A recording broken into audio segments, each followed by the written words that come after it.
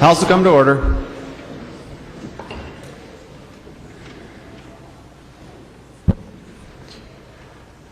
Prayer by the chaplain.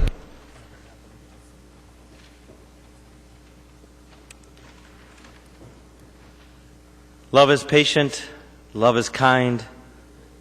It is never jealous, love is not boastful or conceited. It is never rude, never seeks its own advantage, does not take offense or store up grievances. Love does not rejoice in wrongdoing, but finds its joy in the truth. It is always ready to make allowances, to trust, to hope, and to endure whatever comes. Love never ends. As it is, these remain, faith, hope, and love. The greatest of these is love. Make love your aim. And God, you are love. And being a community of love, you call us into yourself, who are a community of love. And in you, who are love, we meet one another. We meet those who are in need, the poor, the lonely, the stranger. In you, who are love, we seek wisdom and guidance for our deliberations. In you, who are love, we ask you to help us to work toward the common good, reverencing the dignity of all, especially those in need. Help us, O God, we pray. Amen. Members, our guest chaplain for the day is Father Kevin Finnegan from Divine Mercy Catholic Church in Faribault, Minnesota. If you'd please remain standing and join me in saying the Pledge of Allegiance to the flag of the United States of America.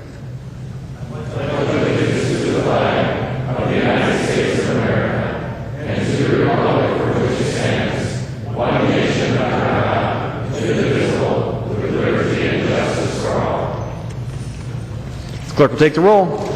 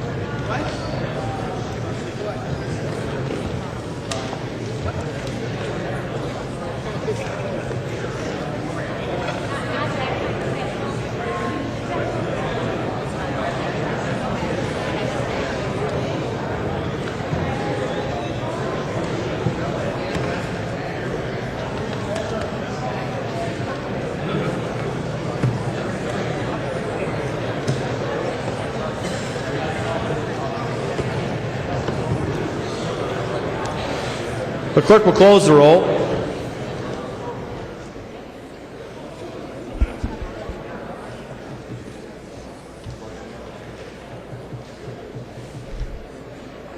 A quorum is present.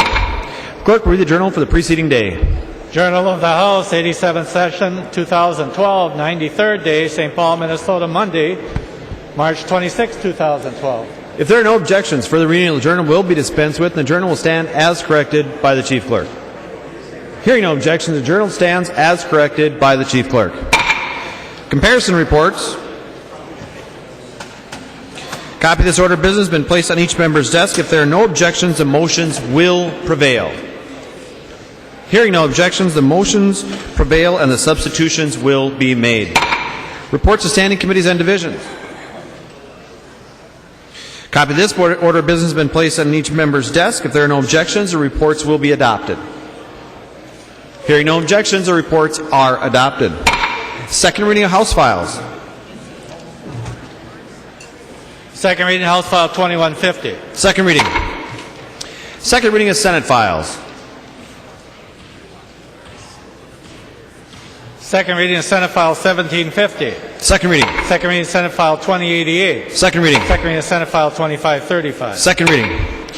Introduction of House files. Following House files have been offered introduction today. The Chief Clerk will report these House files and give them their first reading. Introduction and first reading of House Files 2968 through 2972. First reading, House File 2968 through 2972. Messages from the Senate.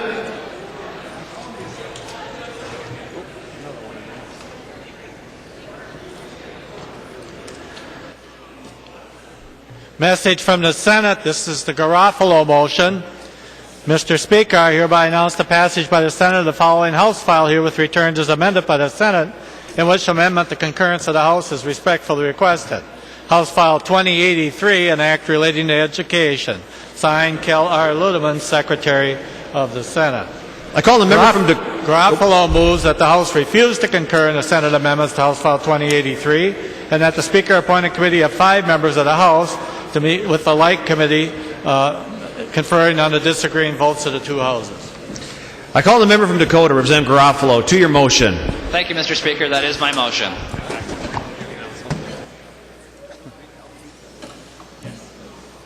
Discussion of the Garofalo motion. Seeing no further discussion, all those in favor signify by saying aye. Opposed, nay. The motion prevails. Announcement by the Speaker. Announcement by the Speaker. The Speaker announced the appointment of following members of the House to a conference committee on House File 2083. Garofalo, Kelly, Loon, Woodard, and Greiling. Members, if there are no objections, we'll revert to messages from the Senate. Message from the Senate. Mr. Speaker, I hereby announce the passage by the Senate of the following Senate files herewith transmitted. Senate File 193, 2183, 2184, 2342. Signed, Kel R. Ludeman, Secretary of the Senate.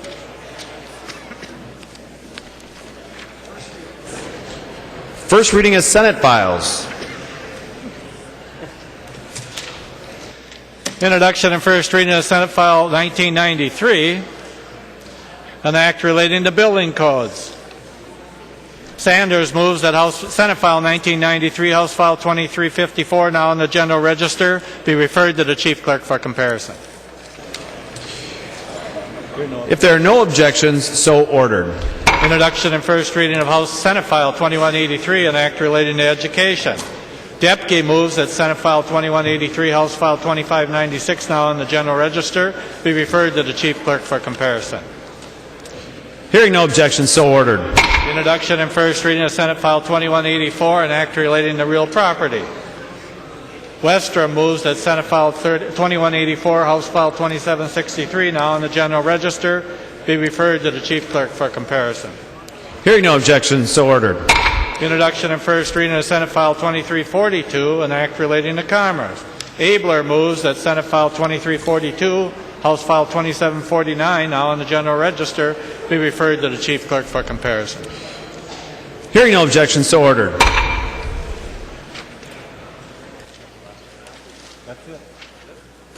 Calendar for today.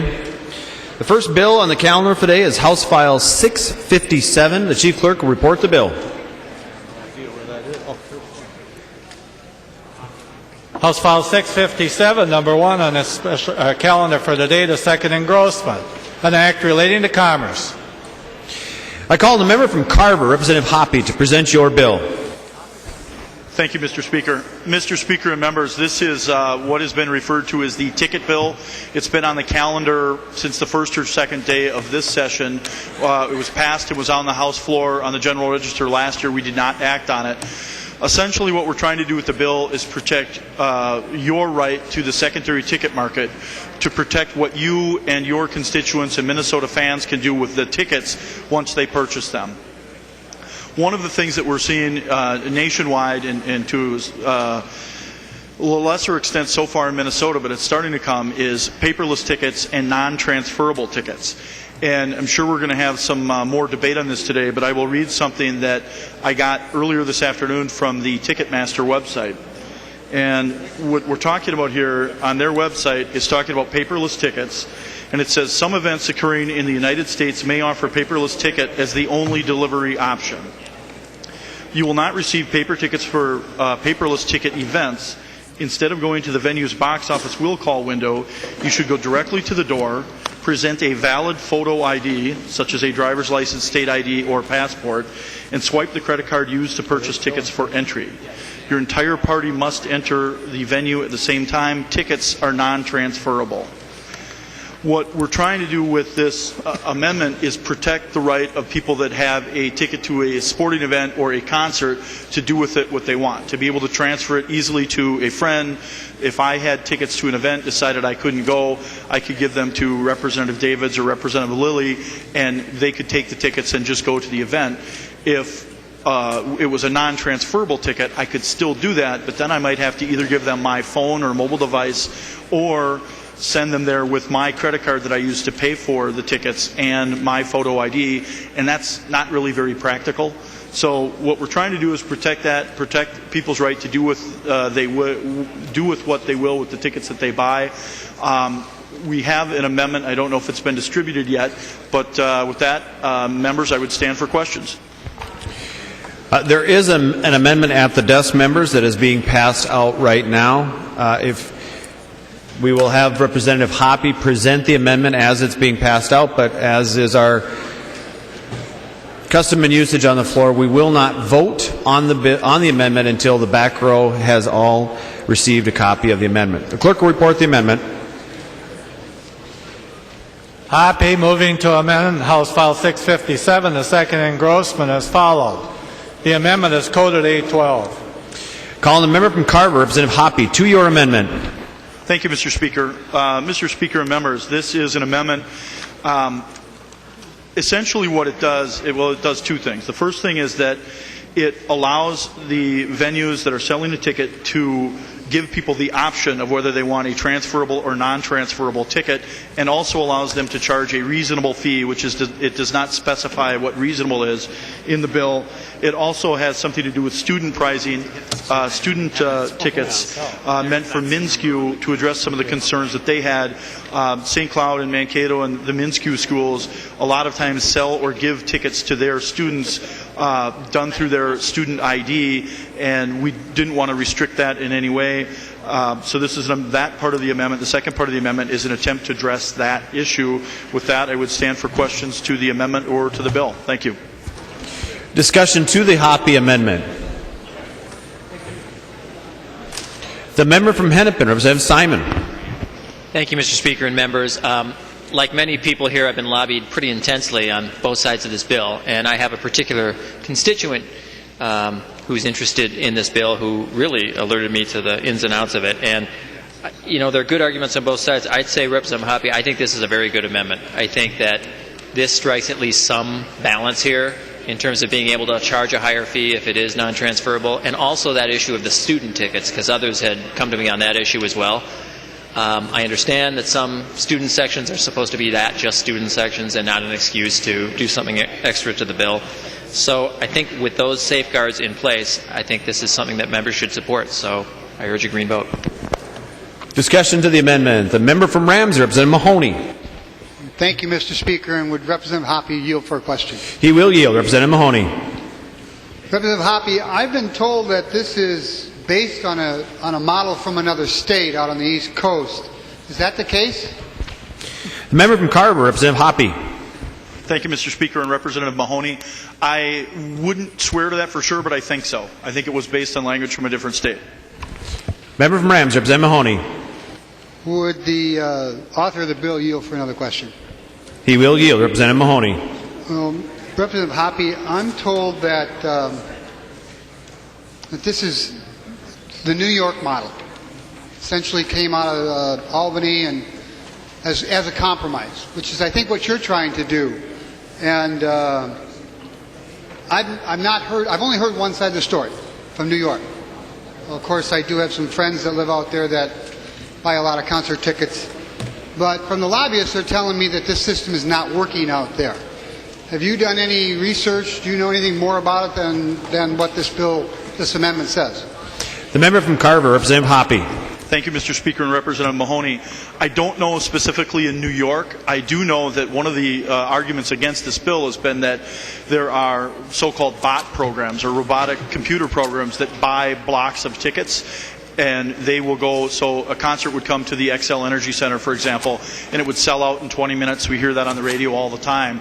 And immediately, sometimes even before those tickets officially go on sale, there are tickets that are for sale on eBay or other internet venues. And the bot part of this is that there are computer programs in other states that will buy big blocks of these tickets, put them on eBay, and put them up for sale at more than face value, sometimes many times more than face value. I'm assuming that that's what was going on in New York. It happens here. We already know that. That's not a good thing. I don't like that. But this bill wouldn't change that. And this bill wouldn't have... It's already illegal. I've talked to the people that run the venues and sell tickets. If there's anything we can figure, any way that we can figure out to help our fans, to protect them from those kind of programs, I'm more than willing to be the chief author or one of the authors on of something like that. I don't think this bill would change any of that. We can't, and I'm maybe trying to be a little funny, but we can't make it more illegal than it already is. Hopefully we can figure out ways to better combat them being a step ahead of us. Member from Rams, Representative Mahoney. Would the author continue to yield? He will yield. Representative Mahoney. Representative Hoppe, I didn't get a chance to quickly go through your amendment. What's the charge? What's the upcharge for this? The member from Carver, Representative Hoppe. Thank you, Mr. Speaker and Representative Mahoney. I don't know. We left the word reasonable in there and didn't want to specify what it is. We'll let the venues and really the market decide what that's going to be. If people want a transferable ticket, in one way you can look at that as ticket insurance, but it's really going to be what the market will bear and what the venues decide that they should charge for people to have the option of being able to transfer the ticket. The member from Ramsey, Representative Mahoney. Well, thank you, Mr. Speaker. If Representative Hoppe will yield... He will yield. Representative Mahoney. Who gets to keep that money? I mean, already it costs, if I buy a ticket to a show in the Twin Cities here from one venue or another, it can cost upwards of $10 to $15 a ticket on upcharges. Are we now going to make it $15 to $18 upcharge on a ticket? And who gets to keep it? The member from Carver, Representative Hoppe. Thank you, Mr. Speaker and Representative Mahoney. The answer is I don't know, but my suspicion would be the venue. But depending on the terms of the contract, it could be the act, it could be the promoter, it could be any number of things. But my guess would be the venue. And ultimately our fans are going to be paying that. And we hope that everybody can come to the same conclusion as to what the word reasonable is. The member from Rams, Representative Mahoney. Discussion to the Hoppe Amendment. Seeing no further discussion, all those in favor of the Hoppe Amendment signify by saying aye. Aye. Opposed, nay. The amendment prevails. Discussion to the bill. Seeing no amendments at the desk, the clerk will give the bill its third reading. Third reading, House File 657 as amended. Third reading. Discussion. The member from Hennepin, Representative Winkler. Thank you, Mr. Speaker. Representative Hoppe, I noticed that in the language of your bill, you have language in there about a free market and preserving a free market. And I do not support House File 657, and I'm going to vote no, and I think everyone should vote no, because what I think you're doing is wading into the free market, and you are telling venues what kind of tickets, what kind of licenses they are creating for people to go to their concerts. And I can understand there may be some concerns with what goes on currently and what goes on in other places, but your bill doesn't really address that. From a simple free market perspective, if a venue is creating a ticket that can't be transferred, that ticket is will be worth less money than a ticket that can be transferred. And if we weigh in as state government and tell people what they can do, what they can't do, what kind of contracts they can write in this kind of format, what you're really doing is saying that the venue or the promoter or whoever it is can't create a ticket with lesser value and sell that at a lower value in the marketplace. Because if you have two kinds of tickets that are for sale, one is transferable, that can be sold, it can be given away. That's going to be worth more than a ticket that can't be sold or given away because it can only be used by that one person. And the only way to address, in my mind, the best way to sort those prices out is in the market. Let the consumers decide.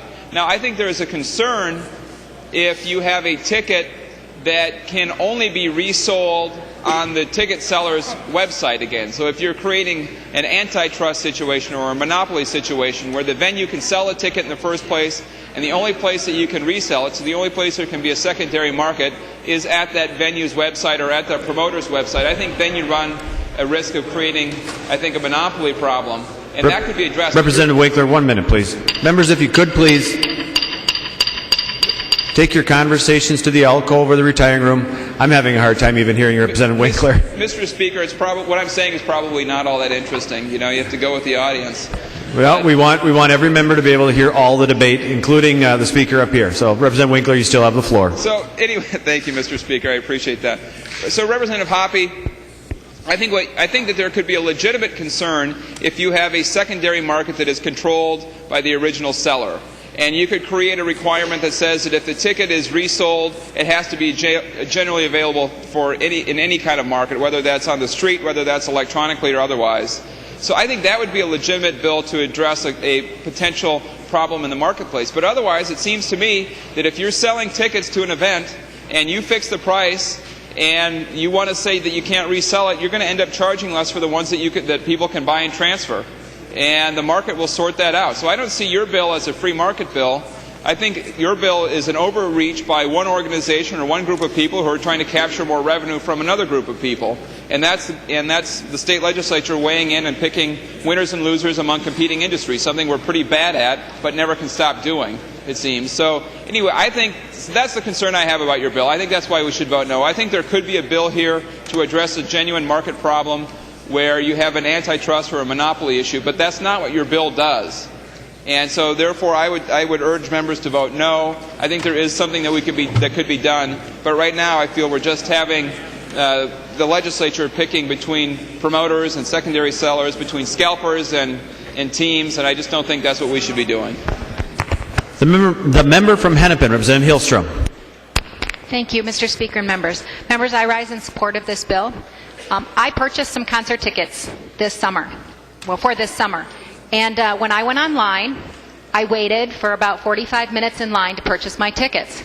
And ultimately got a set of tickets, and then the website was sold out. But if you looked in the fine print at the bottom of the website where I purchased my tickets, it said, click here and you can go to a secondary site to purchase tickets. So the very venue that was selling the tickets had held back tickets to sell on their own secondary market website. So you can imagine I was quite surprised. I wanted to get an extra set of tickets because my kids thought they would each bring a friend. Well, you have to buy all your tickets together in order to get your seats together. So I don't want to have to collect all of my children's friends before we go into a venue just because we want to see the same concert, or maybe I want my children to be supervised. The other thing that I do is I buy tickets as part of a ticket pool. A group of us at work purchase season tickets to the Twins game. And then we all get together and we do a little draft and we split up the tickets and we each get to go to a certain game. I don't think that the venue should get to decide whether or not I have to attend the Twins game with the person who went and purchased the tickets. And if I have to have their credit card, it just really doesn't work. So members, while this might not be perfect, this is a compromise moving us in the right direction. When I buy a ticket, I should have the right to use my ticket or to give my ticket to somebody else. And that's what this bill starts to do. The member from Olmsted, Representative Norton. Thank you, Mr. Speaker. I think I have a question, if the member... Representative Hoppe will yield. Representative Norton. Thank you. Representative Hoppe, in general, I've had calls in support of this type of legislation for the last couple years. I was very concerned when we passed the original legislation, kind of opening the door for what's going on right now. Voted against it then and was in the minority, and so now I'm happy to see that we're addressing some of the issues. My question, though, is if, as Representative Hillstrom suggested, if I buy a ticket and either cannot attend the event myself or buy several tickets and the person that I bought it with can't attend, will the person be required, the person that sold us the ticket, be required to purchase that back? Or have I just eaten the cost and the seat is empty? Member from Carver, Representative Hoppe. Thank you, Mr. Speaker. And Representative Norton, I think I understood what you said, but No, the venue wouldn't have to buy the ticket back. If you buy it and decide, just like it is currently today, if you have a ticket for something and turns out you can't go or you decide not to go, you can give it to somebody, you can sell it, you can do whatever you want with it. But the venue would not be required to buy it back. Member from Olmsted, Representative Norton. Thank you. And so I wasn't in the room for the beginning of this discussion. So with your amendment, it does allow that ticket to still be given to someone else. It is simply you can't sell it. The member from Carver will yield. Representative Hoppe. Thank you, Mr. Speaker and Representative Norton. You can do whatever you want with it. The whole idea behind the bill is to allow you and your constituents and the fans, people that own tickets, to do what they want with it after they buy it. If you want to give it to somebody, you'll be able to give it to somebody. If you want to sell it to somebody, you'll be able to do that. Member from Olmsted, Representative Norton. Thank you, Mr. Speaker. I think I'm going to do a little bit more checking rather than take time on the floor. I have a couple more questions, but I think I'll do them offline. Thank you. Member from Isanti, Representative Dowd. Thank you, Mr. Speaker and members. I hate to use an old-fashioned cliche, but this bill really is a solution in search of a problem. The marketplace in Minnesota for these tickets has been working. It's been working well. I'd ask you as members to pay attention to the number of complaints that you've gotten from constituents. I myself haven't gotten any complaints. This bill wasn't brought, and at first glance I think it looks like something that's going to protect the consumer who's buying and holding that ticket. I would argue that this bill really helps the scalpers and the resellers. I think they're the ones behind this bill and they're the ones driving it. I had a handout passed out to each of you that on one side has all the opponents of this bill, and I'd like you to pay attention to the fact that these are our Minnesota companies. These are the companies that have been entertaining Minnesotans via ticket sales for years. The proponents of this bill are national companies that are in the resale of ticket business, that are going to make money on this. I would encourage you to vote no on this bill, and I also would ask, before you do that and before you make a decision, please read the backside of this as well. That has some talking points that talk about what happened in Connecticut and why they've made the decisions they've made. They actually did a study in Connecticut. It's quite a number of pages, but there's some excerpts of it here in this handout. That basically they concluded, after looking into this issue deeply, that there was no problem in the marketplace, and there literally it says that they should let the marketplace work itself out. And if there's no problem, why are we trying to fix it? In my opinion, this is more government regulation on an industry that really doesn't have a problem. But before you decide how you're going to vote on this, I want you to ask yourself, is this bill going to make it easier for a consumer to get a ticket at face value? And I think you'll find the answer to that question is no. These tickets are being resold on the secondary market at much higher prices.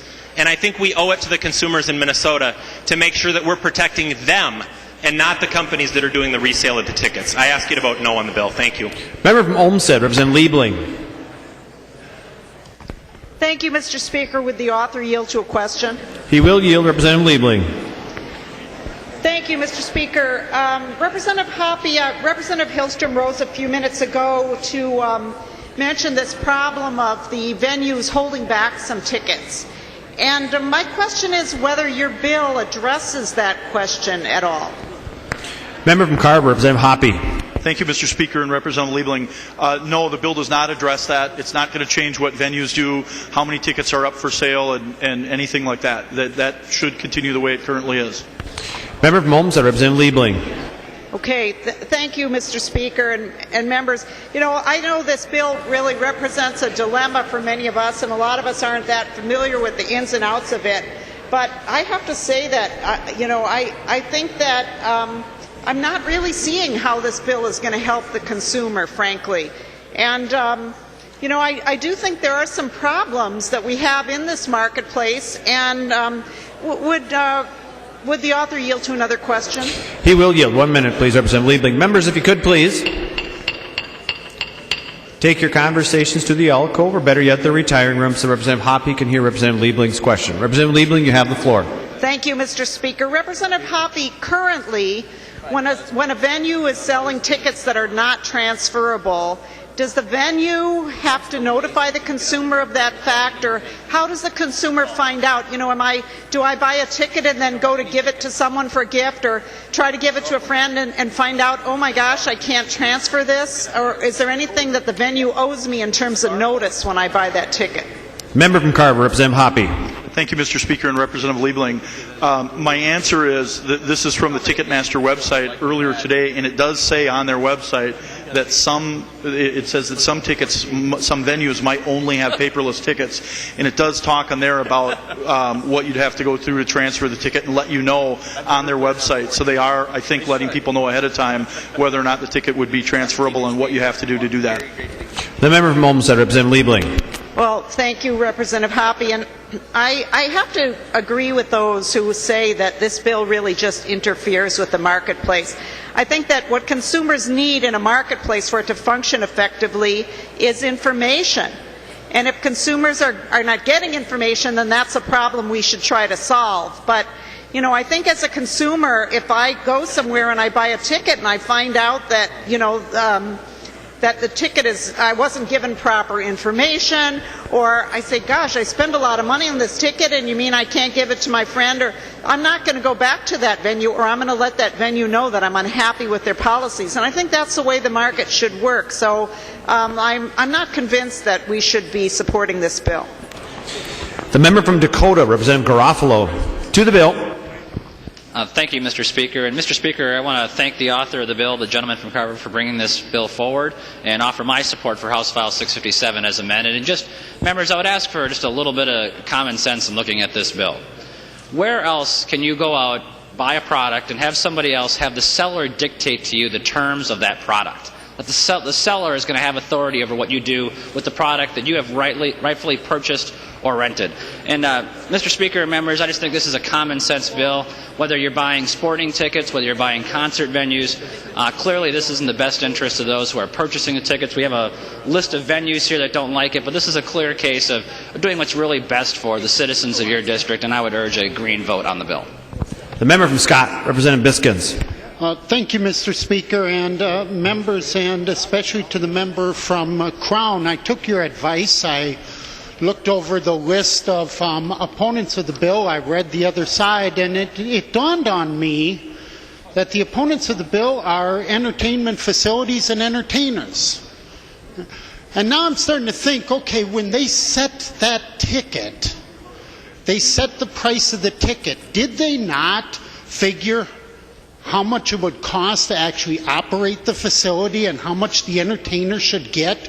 Did those considerations not go into the price of the ticket? And of course the answer to that is yes, it did. And this was the contract they made with the purchasers.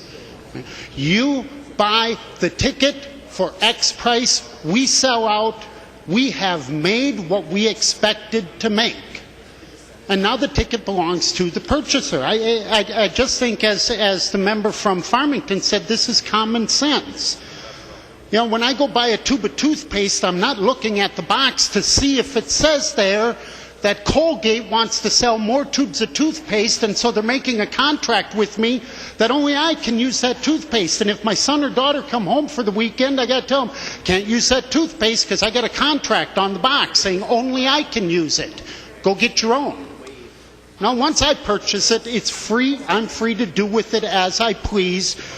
These folks here, they don't like the contract that they wrote and entered into with the public, and so now they want to hold on to that ad infinitum.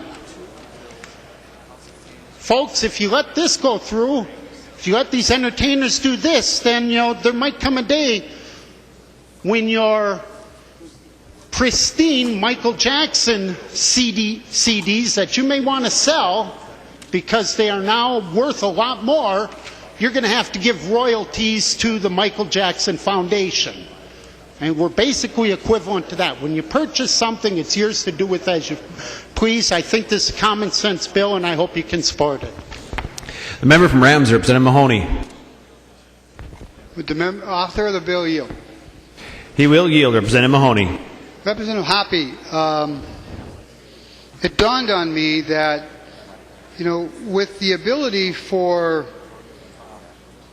the Chanhassen Dinner Theater or First Avenue or the Mayo Center or Roy Wilkins or the Verizon Center chooses to make all of those tickets, I think the unrestricted ones are more expensive, so they could charge $2 more for all of their tickets and do a de facto price increase and blame state law. Am I misunderstanding that? The member from Carver, Representative Hoppe. Thank you, Mr. Speaker and Representative Mahoney. I don't think you're misunderstanding it. I guess they could charge more and blame state government, but I think what they would do instead is offer their fans a choice, offer them the convenience. We're already paying a lot of little convenience fees, as you pointed out earlier, for tickets. I think people are going to look at this as a nice option, and I would assume that whether it's the dinner theater or someone else, they would look at this as a choice for their consumers. The member from Rams, Representative Mahoney. Well, thank you, Mr. Speaker. And Representative Hoppe, I know you just said that the venues would try to work with the public. Well, I have talked to a number of these venues, such as the X and the Target Center and some of the others over in Minneapolis, and I've had calls with others around the state.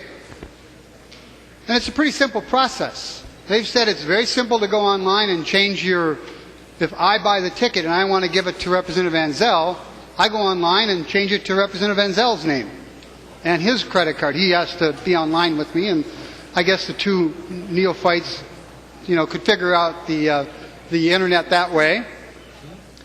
But barring the fact that we might not be able to, a simple phone call to the box office, and they said it's not a problem for us to switch a paperless ticket to a papered ticket and pick it up at will call.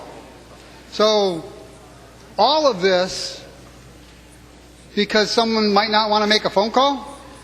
I really do believe that you're creating a solution to a problem that I haven't heard about. I, like Representative Dowd, have not gotten any complaints on this at all. So I'm not understanding why this bill needs to be done other than maybe helping the scalpers or increasing the cost of the ticket to all of us. So, members, I would hope you'd vote red on this particular bill. The member from Hennepin, Representative Winkler. Thank you, Mr. Speaker. I'll be brief. I'm sorry Representative Garofalo is off the floor, but Representative Biskins is. And I'm disappointed in both of those two free marketeers over there who don't understand the difference between a contract and a tube of toothpaste. All a ticket is, when you buy a ticket, it's just a contract saying you get to sit in a certain seat at a certain time to watch a certain performance. And if you write a contract, if you believe in the free market, you can write the contract to say whatever you want to say as long as it's consistent with the law, as long as it's legal. So when you buy a tube of toothpaste, there is no contract except the purchase of the good. Buying a license to sit in a certain seat at a certain time to watch a certain show is something completely different. It can be written in any kind of way you want. So if you really believe in the free market, if you believe that willing buyers and willing sellers should be able to enter into a contract for a seat at a performance, then you should vote no on this bill, because otherwise you are voting for a bill that has state government interfere in this marketplace. And to the other point raised about a secondary market for these sales, I think there could be a legitimate issue where the only place you can buy and sell these tickets is on a secondary market controlled by the venue. You have to buy it back from them. I think that could be an antitrust or a monopoly issue, a market failure issue. But short of that, this should be a market decision. It should be a contract between the buyer and the seller, and the state of Minnesota and the state legislature and all you good free market Republicans shouldn't be weighing in and telling them what to do. The member from Anoka, Representative Peterson B. Thank you, Mr. Speaker. And I'm going to go back to the title of Section 2, as Representative Winkler pointed out, titled Free Market and Resale of Event Tickets. And really that's insult to the intelligence of the reader. This bill has absolutely nothing to do with the free market. In fact, this bill tramples upon the contract rights of business owners and ticket vendors across the state of Minnesota. Just because one doesn't like the terms of the contract does not mean that they should use the force of government to impose their will on the consumers and business owners. And in fact, there are other goods and services that are purchased, Representative Garofalo, that have terms and conditions that extend beyond the date of purchase. For example, and you're very well aware, in information technology, terms and conditions extend beyond the date of purchase. Members, this bill has absolutely nothing to do with the free market, and if you believe that individuals and business owners should be able to make free decisions about what the terms of their contracts are going to be, then you ought to vote no on this bill. The member from Hennepin, Representative Kahn. Well, Mr. Speaker and members, with all this discussion of the free market, I need to stand up in defense of one of the finest pieces of legislation I was ever associated with. And this was the Crystal of Forest Bill, of which I was the second author, having tried for years before that, ever since, in fact, the Twins were in their first World Series, and I saw what the anti-scalping laws did to the police effort in the city of Minneapolis. Police went after scalpers instead of after real crimes, and I had a very good table of data that showed how to do it. But I couldn't do it, but my colleague Crystal LaForest did it. That bill passed the House 124-8. That was the defense of free market in those days. In addition, it was an energy conserving bill, because one of the reporters called Ticket King in Wisconsin and said, "What are you going to do if this bill passes?" And the Ticket King owner says, "I'll move to Minnesota and bike to work." And when Ticket King opened on its place close to downtown Minneapolis, Chris and I went to take a picture in front of it. It was the first and only definitively demonstrated business move from out of state into Minnesota, done by two of the prime supporters of free enterprise in this body. So I urge you, in memory of Crystal LaForest, who's no longer here, and in support of my efforts on the free market, to vote yes on the Hoppe bill. The member from Goodhue, Representative Kelly. Thank you, Mr. Speaker and members. This seems strange when we start talking about what we purchased does not belong to us. I can't imagine, so when the car dealerships come to us now and they tell us that you have to bring your car back to them so they resell it. It just seems like there's no common sense here. But really what I wanted to speak about is people talking about it's maybe a solution looking for a problem. I think one of the reasons for this is a lot of people don't see this coming. A lot of you might be going to the Ducks Unlimited festivities tonight, and that's one of the organizations that do just a ton of fundraising. And Representative Hillstrom, you brought up a good point. You know, as a business owner in a smaller town, we purchase season tickets to a lot of events. And I don't know how many times members of those organizations come to us and request something for their silent auction. And we constantly give them tickets. So all these charitable organizations now will be asking you, Representative Mahoney, this is a problem. They will be in your email box to say, you mean organizations can't donate to us anymore? So this will be a problem. I support this bill and urge you to vote green. The member from Nicollet, Representative Morrow.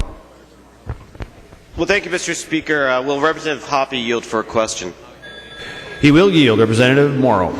Well, Representative Hoppe, this is one of these moments where, as a member, I honestly don't know the answer to my question. Would you explain on your amendment the student ticket exemption? The member from Carver, Representative Hoppe. Thank you, Mr. Speaker and Representative Morrow. The exemption was for MnSCU because MnSCU gives or sells tickets to their students and uses their student ID as a... It was still MnSCU. The member from Nicollet, Representative Morrow. Mr. Speaker, will Representative Hoppe yield for a question? I don't think so. I mean, yes, he will yield, Representative Morrow. Thank you, Mr. Speaker. Representative Hoppe, I won't go there, but I do want to understand. So, for example, let's say my college purchases Twins tickets distributes them to students just like a MNSCU campus. I'm not sure. When you distinguish MNSCU, I was trying to figure out then would the same rule apply to private colleges and to you, or was there some reason to focus solely on MNSCU in the response? Member from Carver, Representative Hoppe. Thank you, Mr. Speaker. And Representative Morrow, is it okay if I phone a friend, someone who's more familiar with our higher institutions of learning? Mr. Speaker, if The member from Representative Banyan would yield. Representative Banyan will yield. Representative Morrow. Representative Banyan, the same question. I understand from Representative Hoppe's answer that students at St. Cloud State would be within this exemption described here, but perhaps maybe private colleges wouldn't. I'm trying to understand both who does it cover, and B, what does this achieve, this student ticket exemption? The member from Stearns, Representative Banyan. Thank you, Mr. Speaker. Representative Morrow, the situation, at least at St. Cloud State, and it's the only one I can speak to with any certainty, is that students have contributed money for the building of sports stadia and other facilities on the campus of St. Cloud State. In return for that, part of their deal is that they get free admission to events on the campus, and that their student ID is what they use to gain that admission. Member from Nicollet, Representative Morrow. Thank you, Mr. Speaker. Representative Banyan, I'm going to try it just one last time and then I'll let it go. If Representative Banyan would yield. He will yield. Representative Morrow. So, Representative Banyan, I'm looking at lines 2.1 through 2.6 of the amendment, and I'm just going to insert the word McAllister where it says higher ed institution. The event ticket is sold or given by McAllister University to a student of McAllister University. The ticket is permitted for admission to an event only by a student of that institution and is sanctioned by McAllister. Would this apply to private colleges? Member from Stearns, Representative Banyan. Thank you, Mr. Speaker. Representative Morrow, first of all, it's not my amendment, and so I don't know for sure, but my assumption is higher education institution does not distinguish between public and private, so my assumption is it does, but you may have other people here who can help you better with that. I don't really know. The member from Nicollet. The member from Dakota, Representative Atkins. Thank you, Mr. Speaker. Will the chief author of the bill yield, please? He will yield. Representative Atkins. Thank you, Mr. Speaker. Chairman Hoppe, you ever go to a hockey game and have a boxing match break out? That's kind of what we have here today. My question for you is, what would you describe this bill as? Is it still a work in progress, or would you describe it as a finished product? Member from Carver, Representative Hoppe. Well, thank you, Mr. Speaker and Representative Atkins. I think for our purposes here in the House, I mean, we're on third reading. I think for us it's a finished product. But we passed it last year and let it sit on the general register, and it was on the calendar for the day since the start of this year. I'm more than willing to have the two sides get together and try to work something out that we can come up with to protect our fans and what we can do with the tickets after we purchase them. Member from Dakota, Representative Atkins. And thank you, Mr. Speaker. This is one of those, when I'm in court and you go before a judge, judges always hope, Mr. Speaker, for a simple one, you know, where it's just an absolute, you look at it one way or you look at it the other way, and it's just a really easy one to decide. Obviously, members on both sides have figured out that this is not a simple issue.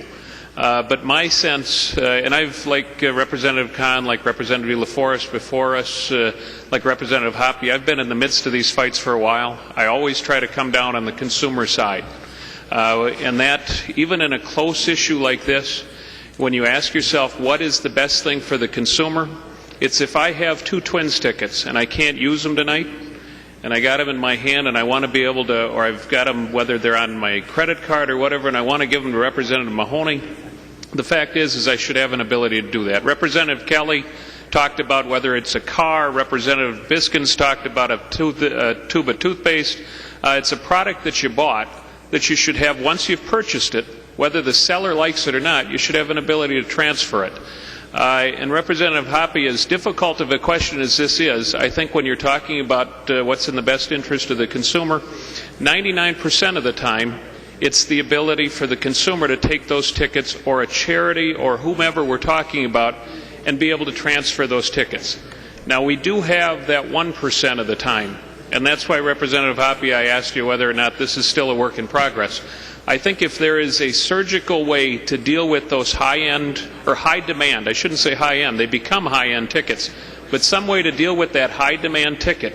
And what I would charge you with and what I would volunteer for is if this thing moves in the Senate, that a conference committee certainly do its darndest to try to identify surgically that group of tickets that are on the high-demand side where this really comes into play, and address that particular issue. I applaud your amendment. I think that is a step in the right direction, and I would request that both sides continue to work with Representative Hoppe and with others who would be involved in a conference committee perhaps to try to wrestle that one remaining issue to the ground. But if you're talking about consumers, then about 90% of this bill is pro-consumer. You still got to figure out that last 1% or 10% that's not.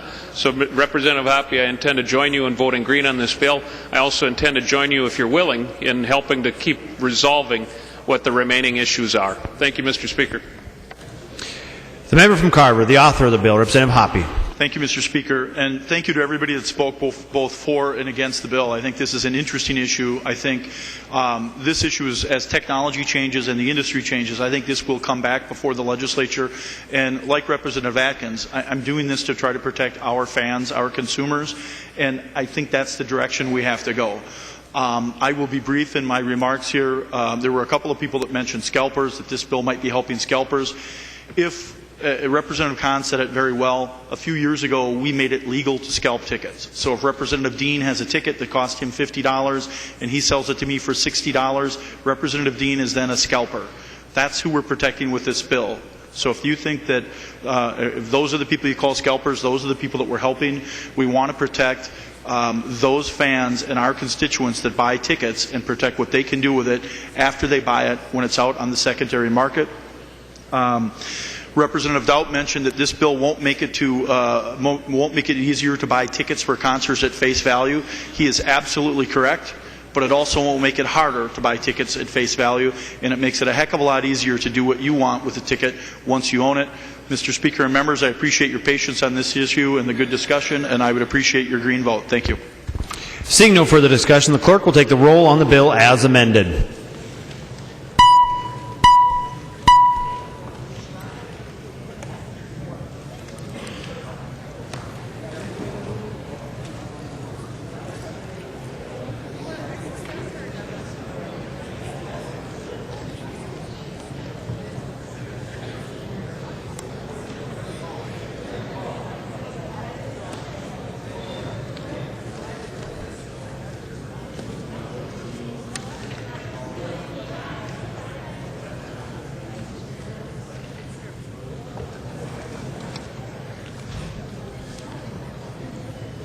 Members, please vote.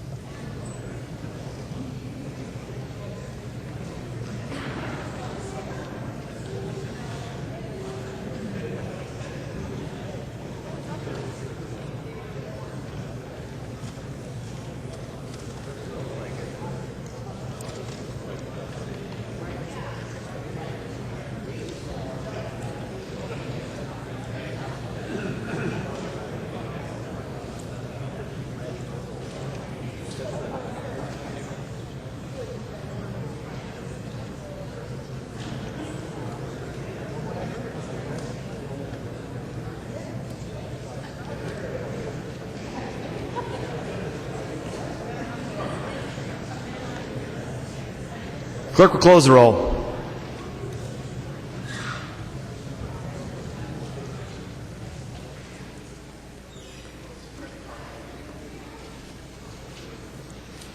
There being 83 ayes and 50 nays, the bill is passed as amended. Its title is agreed to. Next bill on the calendar today is Senate File 1735. The clerk will report the bill.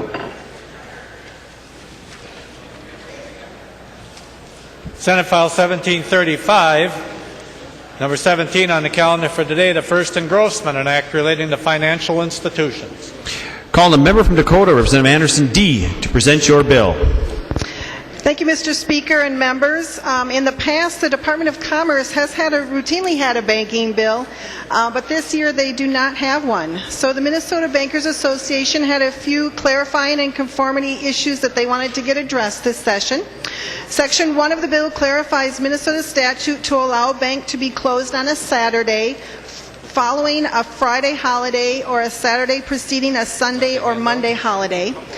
This is a rare occurrence, and the first Saturday impacted would be not until July 5th, 2014. Section 2 of the bill, this section addresses changes made at the federal level and requires Minnesota to amend its lending limit statutes to regulate derivatives. The language has been worked on by the Department of Commerce and the banking industry. This language would provide the same regulation and authority for state-chartered banks as the nationally chartered banks. And then finally, in section number 3, this section also addresses changes made at the federal level and conforms Minnesota statute to allow banks to pay interest on demand deposits, such as checking accounts, that banks must pay to the owner on demand.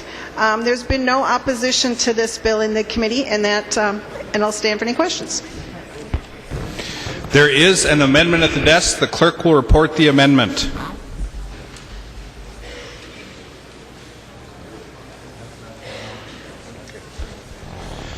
Mullery moving to amend Senate File 1735, the first engrossment as follows. The amendment is coded 855. Members, you do not have the amendment at this time. It's being passed out, but if the gentleman from Hennepin could describe his amendment, we will not vote on the amendment until everyone has a copy. The gentleman from Hennepin, Representative Mullery. Thank you, Mr. Speaker. Basically, this is the DFL package for protecting homeowners that are responsible and stabilizing the communities. And since we're talking about banking, it's totally appropriate. We're just trying to get banks to do what they're supposed to do already, for instance, complying with their modification requirements and filing a notice that they've done so.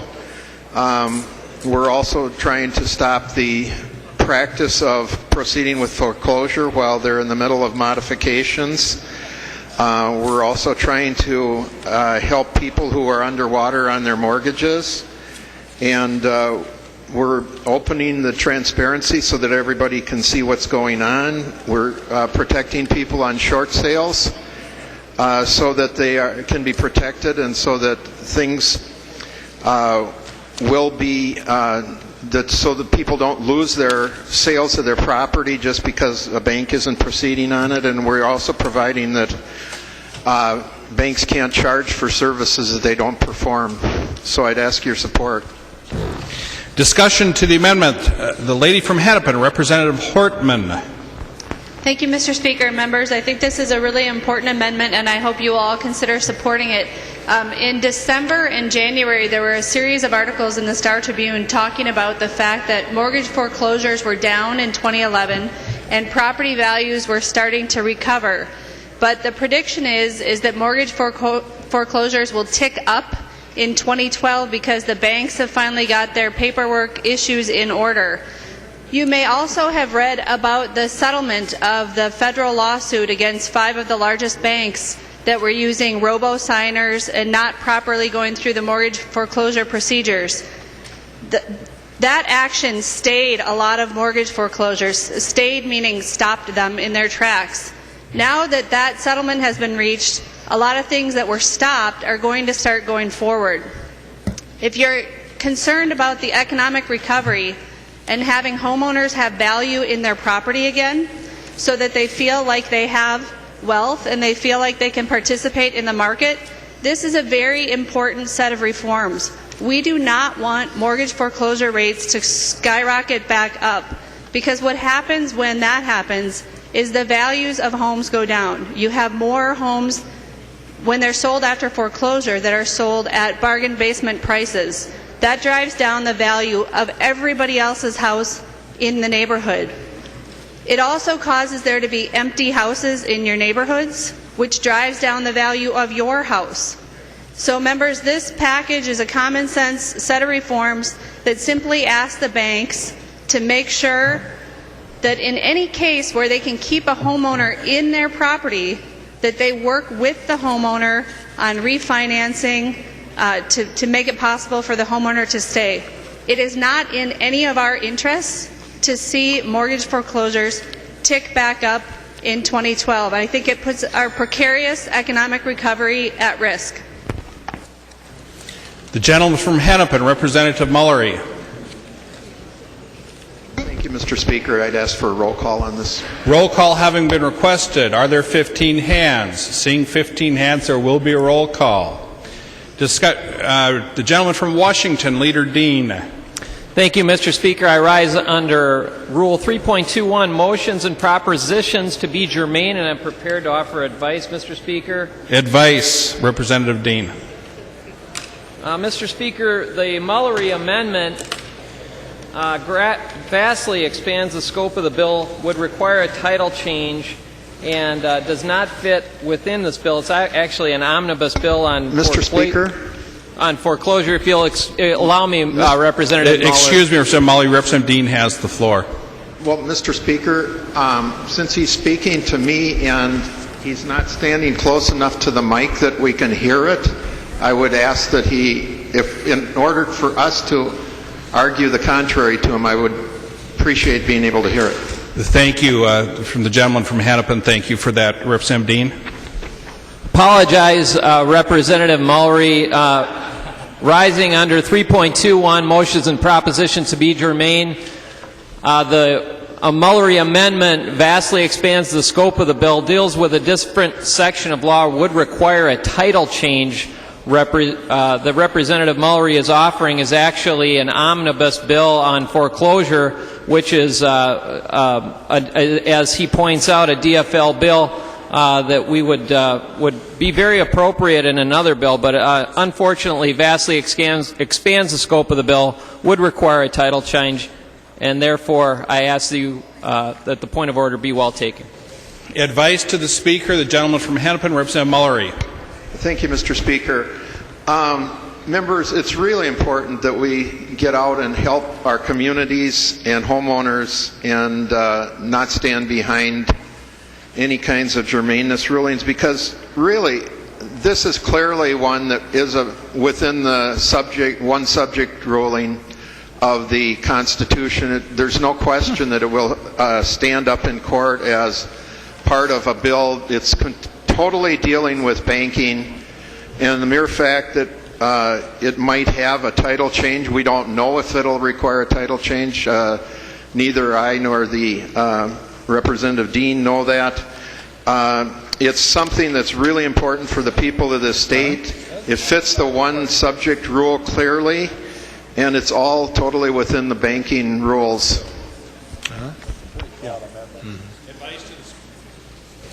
Advice to the Speaker, the gentleman from Hennepin, Representative Thiessen. Thank you, Mr. Speaker. Well, I would ask that you rule a point of order not well taken. It is addressing, at least a good portion of the bill is addressing, or the amendment is addressing Chapter 47, the banking statutes. More importantly, contrary to what Representative Dean argued, I would say this is a omnibus banking bill. It deals with a number of disparate subjects within the banking statutes. It deals with the change of redefining the dates that bank holidays are. It deals with a totally separate section related to derivatives, derivative transactions and the liabilities related to that. It repeals sections related to demand deposits. Clearly, none of those particular issues are related to each other, except that they are in the banking statute. And this, the Mullery Amendment, adds provisions, certainly, but all within and related to our banks and the banking system we have in the state of Minnesota. So I think this is entirely germane to an omnibus banking bill, because it's banking issues that are being raised in the amendment, and I would ask that you find the point of order not well taken. Thank you, Leader Thiessen. Advice to the Speaker.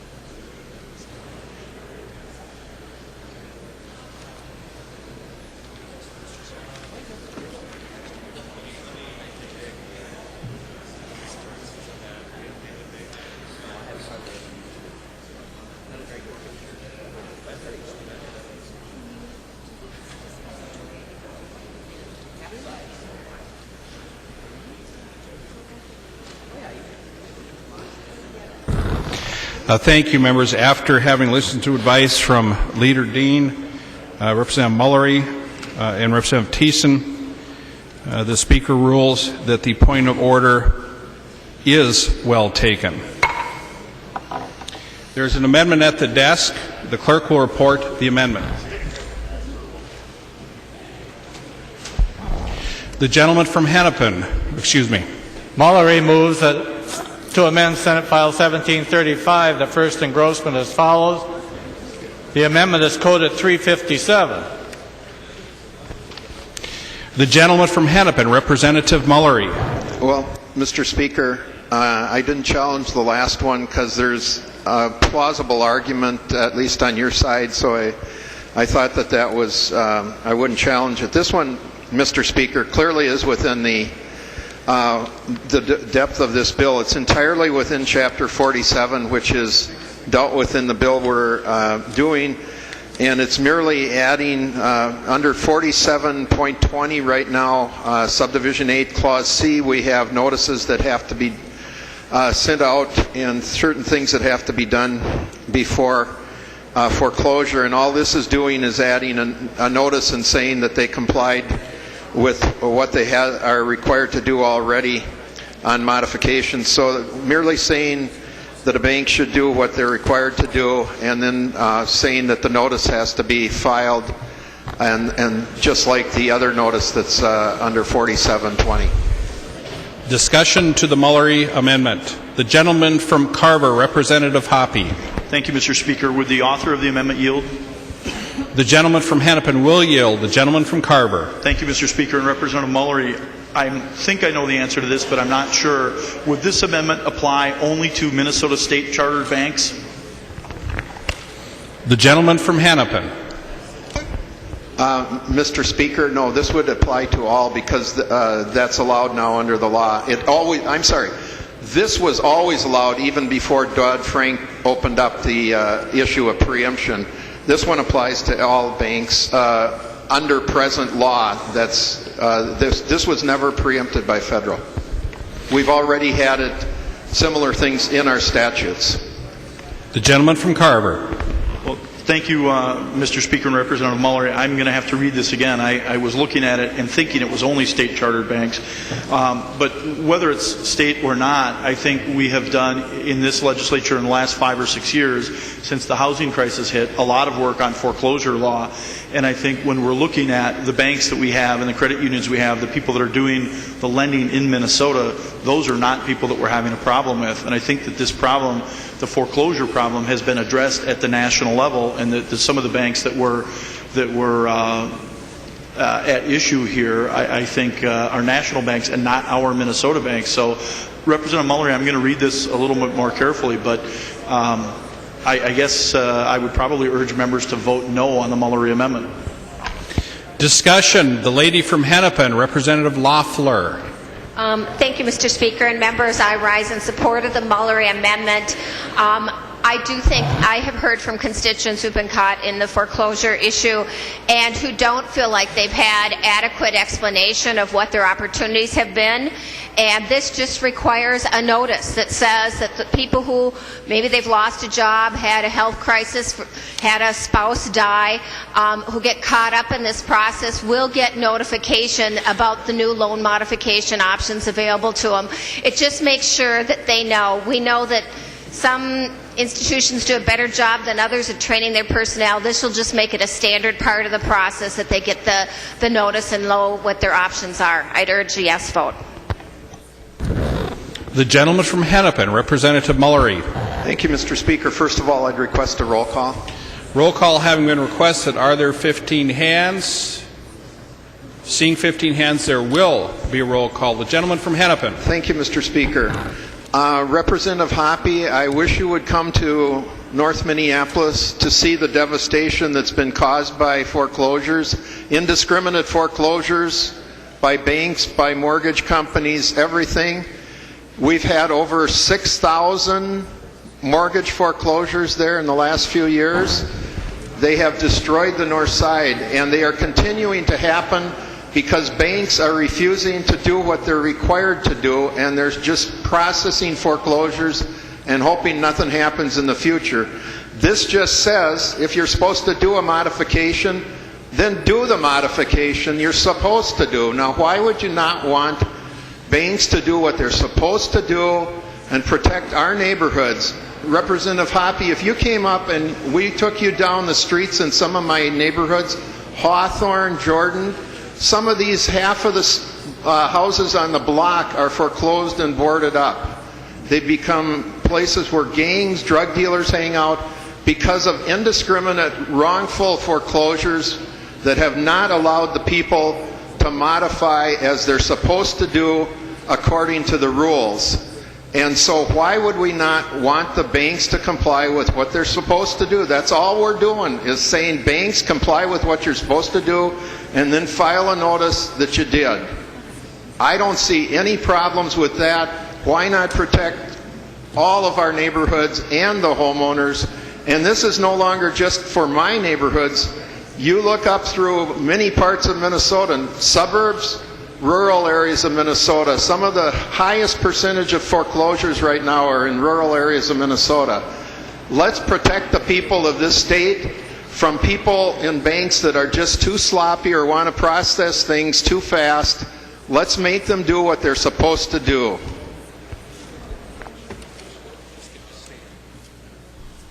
The lady from Hennepin, Representative Hortman. Thank you, Mr. Speaker. Representative Hoppe, I'm glad you brought up the federal efforts, because that's what Representative Mullery is building on in his amendment, is to simply ask the banks to make sure that the homeowner is not eligible for any of the loan modification programs that the federal government has put into place, or any loan modifications that the bank may be able to access. When a bank can lower a rate and adjust somebody's payments, why would we want that person to lose their home? We want the banks to take as much time and care in going through the mortgage foreclosure process as they absolutely can, so we can try to keep people in their homes longer. In the city of Brooklyn Park, 1 in 5 of our residential properties has been in foreclosure in the last few years. 1 in 5. Every street in my community, the wealthiest streets, the poorest streets, there are empty houses. There are houses going through foreclosure, and it's dragging down the value of everybody else's house. And here's the thing that bothers me the most about the lack of the willingness by the banks to do mortgage modifications. You have people in homes who, when they bought the home, it was worth way more, and their incomes were up higher. And what the bank will do is foreclose on that person and then sell to another person. The value of the property is now lower, and so the person qualifies with a lower income.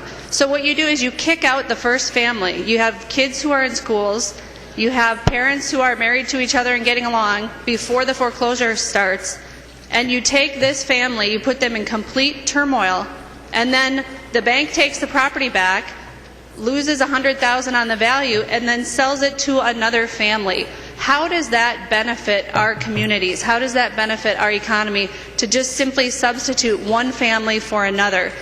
It makes a lot more sense for the bank to go to the first family, not have the kids pulled out of school, not cause the ruckus in the marital relationship that these foreclosures cause, and modify the loan so that that family can stay in their house. Members, I hope you'll vote yes on the Mullery Amendment.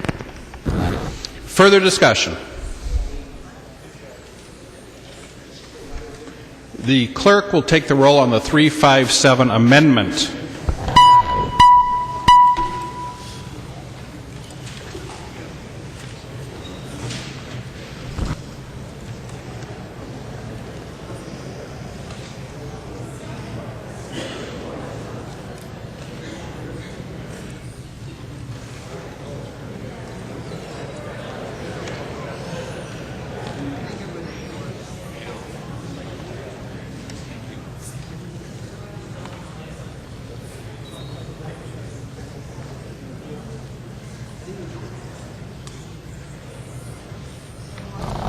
The clerk will close the roll.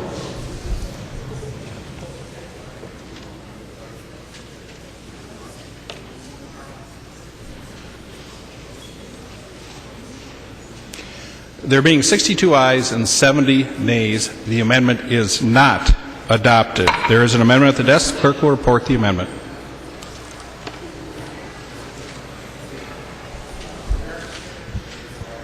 Dabney moving to amend Senate File 1735, the first engrossment as follows.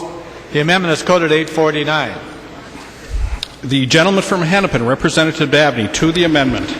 Thank you, Mr. Speaker and members. Members, across the state we have responsible homeowners who are paying on their mortgages, who are struggling to get by, and who have found themselves, because of what's happened in the economy and property values, underwater in their mortgage. In other words, the value of their home on the market today is less than what they owe on their mortgage. What the 0849 amendment does is tighten up the process to allow these people to sell their home and move on with their lives. Often this is a matter, members, of wanting to move for a job in a tight job market. The job's in Warroad, but they live in Worthington. The job's in Minneapolis, but they live in Moorhead. The job's in Albert Lea, but they live in Apple Valley. They want to be able to move. They want to be able to secure the job. What they need is a responsive lender to a responsible homeowner. And what they find is when they find a buyer in a willing sale that's below the full value, the full cost of the mortgage, and they go to the lender and say, will you let us do a short sale? It's cheaper for you, Mr. Banker, than foreclosing. It's better for me because I get to pursue a job. It's better for the buyer because they get a home. It's better for the state because it builds a thriving economy. They're met by silence for weeks and months and months. And by the time the lender gets back to them with an answer, the buyer has gone away, the sale has blown up, and they're not able to move, and we're all hurt.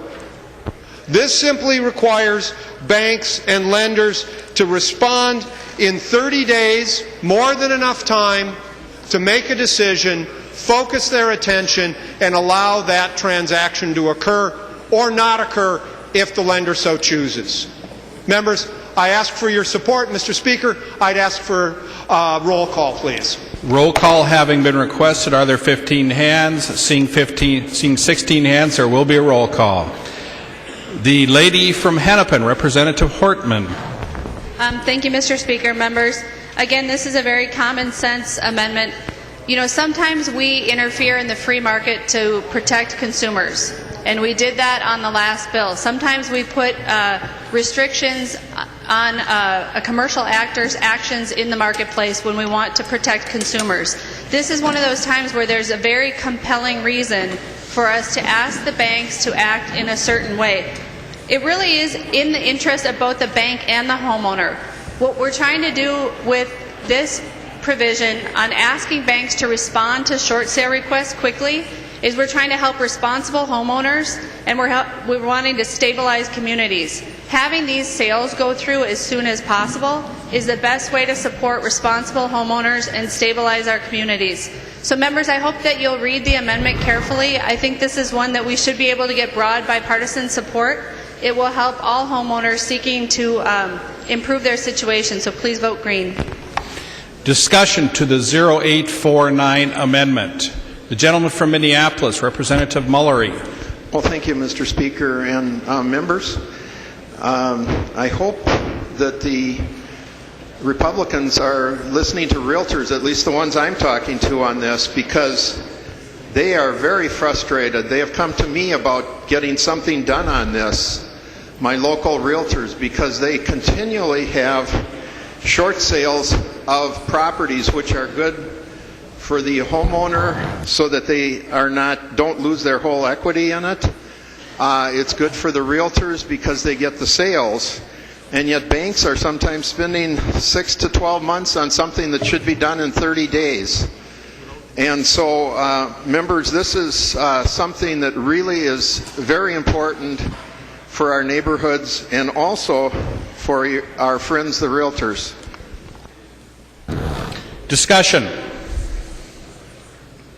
The gentleman from Carver, Representative Hoppe. Thank you, Mr. Speaker. Well, members and Representative Dabney, I appreciate the spirit behind the amendment. I really do, and I know that this is a problem, and I know it's something that's impacted people in every district in the state, all of our districts.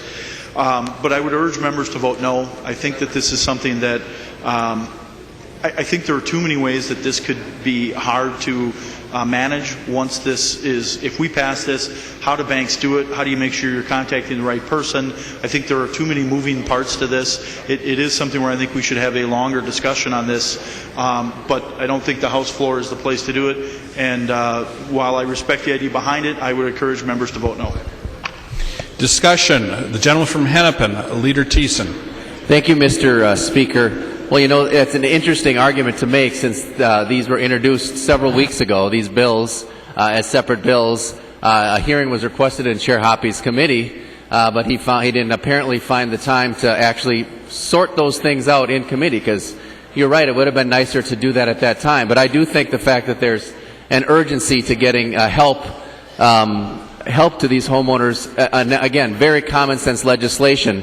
If we're not going to be able to get bipartisan cooperation and getting hearings on our bills, our only recourse is to actually bring them to the floor and do it here. So I think it's unfortunate. I mean, in response to Chair Hoppe's argument, I think it's a situation he brought on himself by his unwillingness to hear these bills. And in fact, when these bills were introduced, I think Chair Hoppe's response and the leadership's response was, well, there's really not any issue left with foreclosures that we have to deal with. I think the people of Minnesota know that that's not the case, and so I would urge a yes vote on this amendment. Discussion. The clerk will take the roll on the 0849 amendment.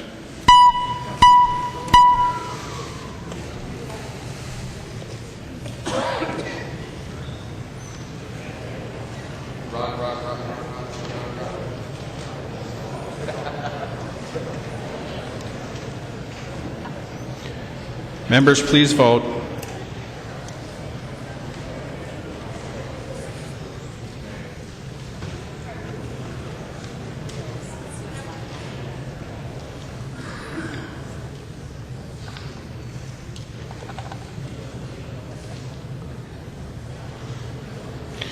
The clerk will close the roll. Representative Bills votes no.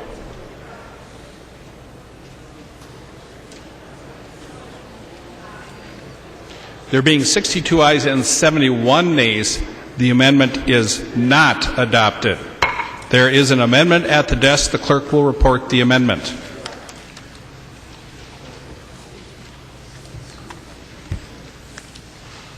Clerk, moving to amend Senate File 1735, the first engrossment as follows. The amendment is quoted 851. The lady from Hennepin, Representative Clark.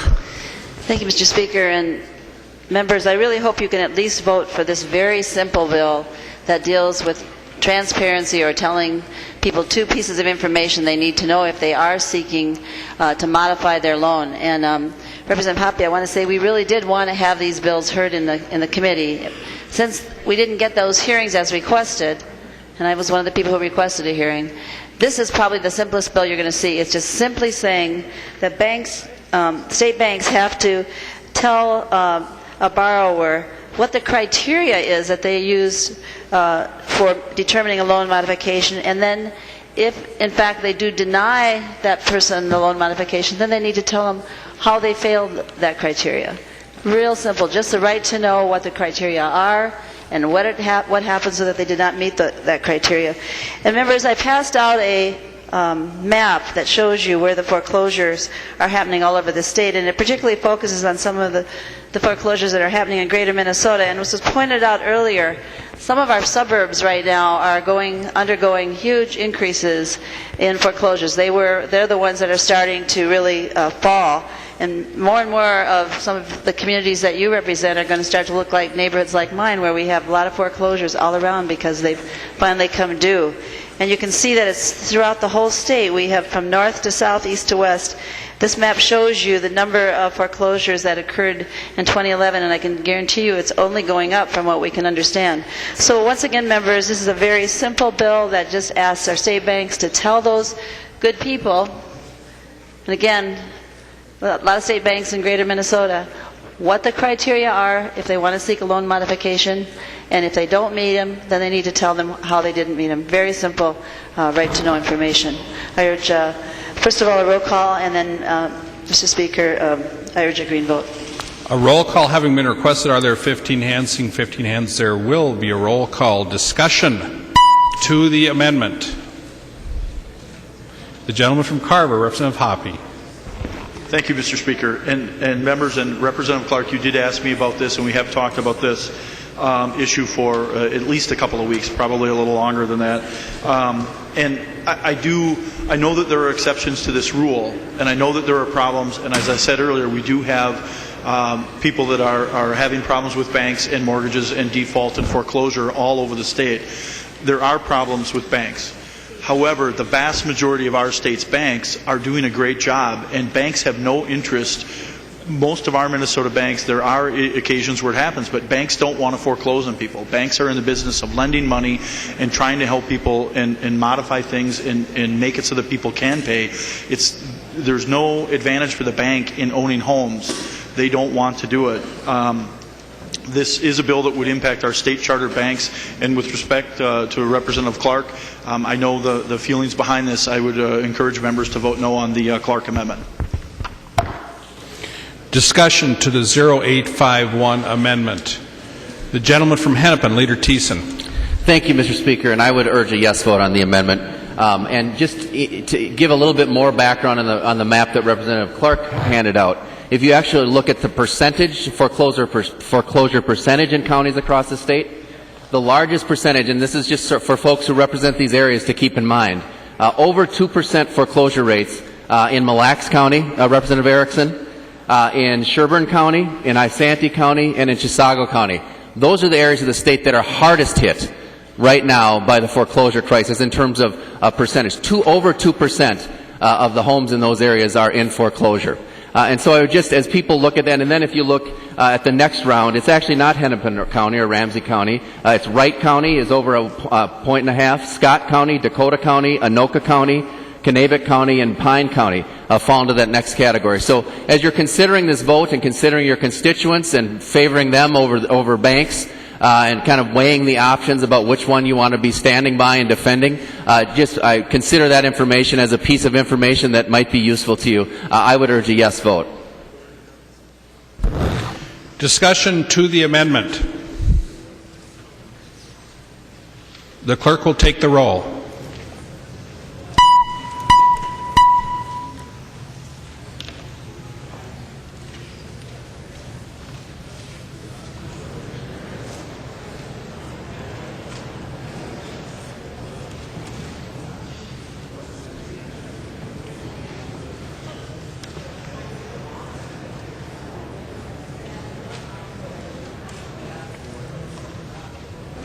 Members, please vote.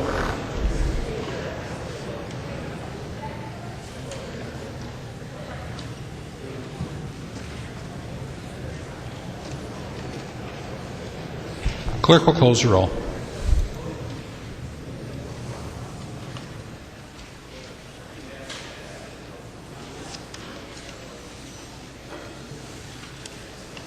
There being 62 ayes and 71 nays, the 0851 amendment is not adopted. There is an amendment at the desk. The clerk will report the amendment.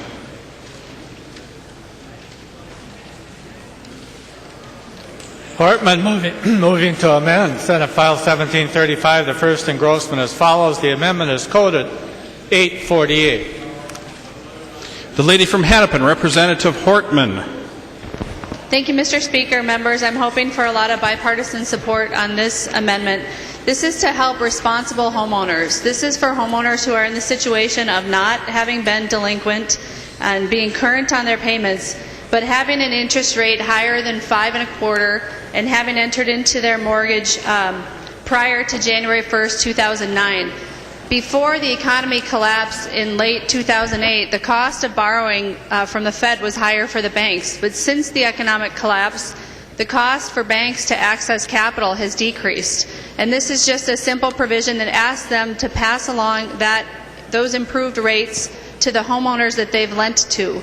It makes perfect sense for the bank to assess a certain interest rate to you where they can make money on your loan when they've borrowed money at a certain rate. Now, when they're able to access capital at a lower rate, it makes sense that in this economic environment, they should also lower your rate. The great thing about that is it would allow consumers to put money back in the economy. Any money that they're able to save on their mortgage, they can use in their local community, at the grocery store, at the movie theater, to help revitalize the economy. So members, I hope we can get a loud bipartisan chorus of support for my amendment. Discussion. The gentleman from Hennepin, Representative Mullery. Thank you, Mr. Speaker. As Representative Hortman said, this is actually a real jobs promotion bill because it does get money out into the economy, your local grocery store, etc. It creates more jobs. But also, think about it. Why should these national banks be ripping off people here just to refinance at the same rate of interest they're putting somebody else in? All this is doing is saying that you can refinance and the banks can't gouge you at the same time by charging extra fees to do what they're doing anyhow, refinancing at the lower rate. So I strongly support Representative Hortman on this. The gentleman from Carver, Representative Hoppe. Thank you, Mr. Speaker and members. The state of Minnesota already has one of the longest redemption periods in the country. I'm not sure it might be the longest, but it's one of the longest periods. And I think that that's long enough. I don't think that we want to change that and to make it even longer. So I would encourage members to vote against the Hortman amendment. Discussion. The lady from Hennepin, Representative Hortman. Thank you, Mr. Speaker. Well, Representative Hoppe, I think you'll like my amendment if you take a look at it. It doesn't increase the time for redemption. It doesn't even affect the foreclosure process at all. What it just says is that your bank has to give you an opportunity to refinance. So we all know interest rates are way lower now than they were when a lot of people got into mortgages, and people's incomes have dropped. And so this is just saying to the banks, give our homeowners a chance to enjoy the benefits of lower interest rates, just like you, the bank, are having the opportunity to do. So it doesn't extend the period of redemptions. It doesn't make it harder for a bank to foreclose. It just says they have to give you a chance to refinance at a better rate. Discussion. The lady from Hennepin, Representative Clark. Thank you, Mr. Speaker. I just wanted to add one more thing. You know, how many of you have constituents who are underwater? I would think there'd be a lot of hands that would go up if people would know, and I'm sure even members in here.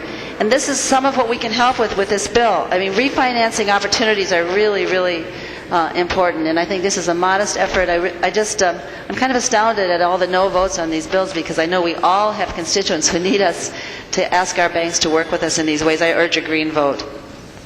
Discussion to the 0848 amendment. All in favor say aye. Opposed? No. The motion does not prevail. There is an amendment at the desk. The clerk will report the amendment.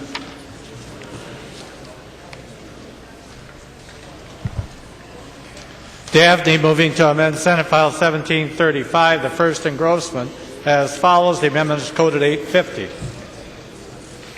The gentleman from Hennepin, Representative Dabney.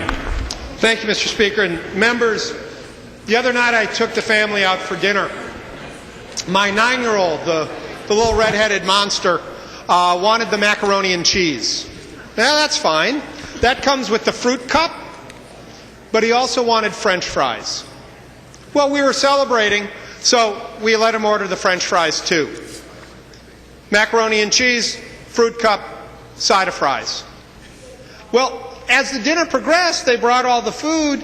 The French fries didn't get delivered. So at the end of the meal, the server came around with the ticket, and I reviewed it and saw that she was charging me for the French fries.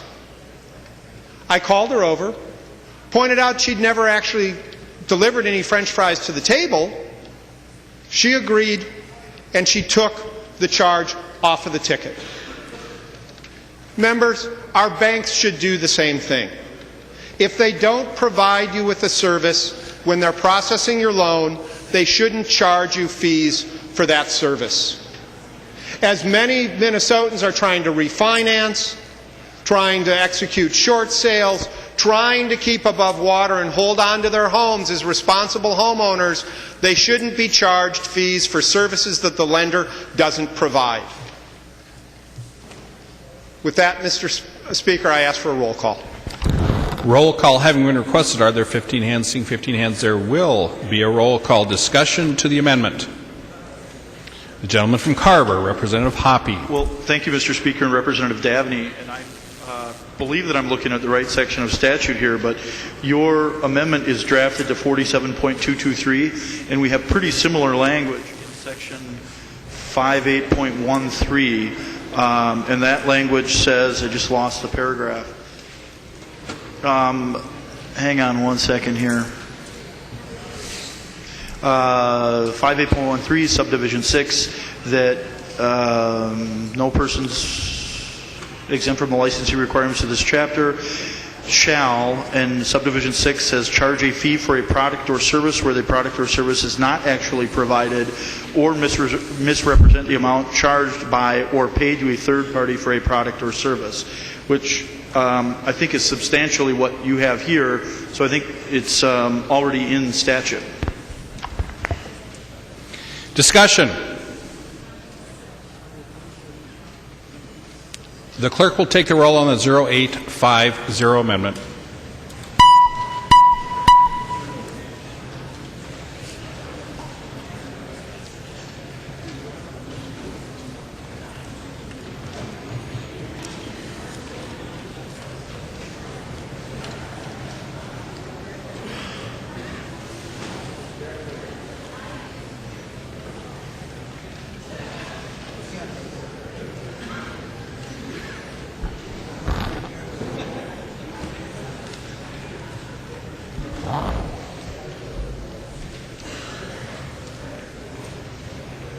Clerk will close the roll.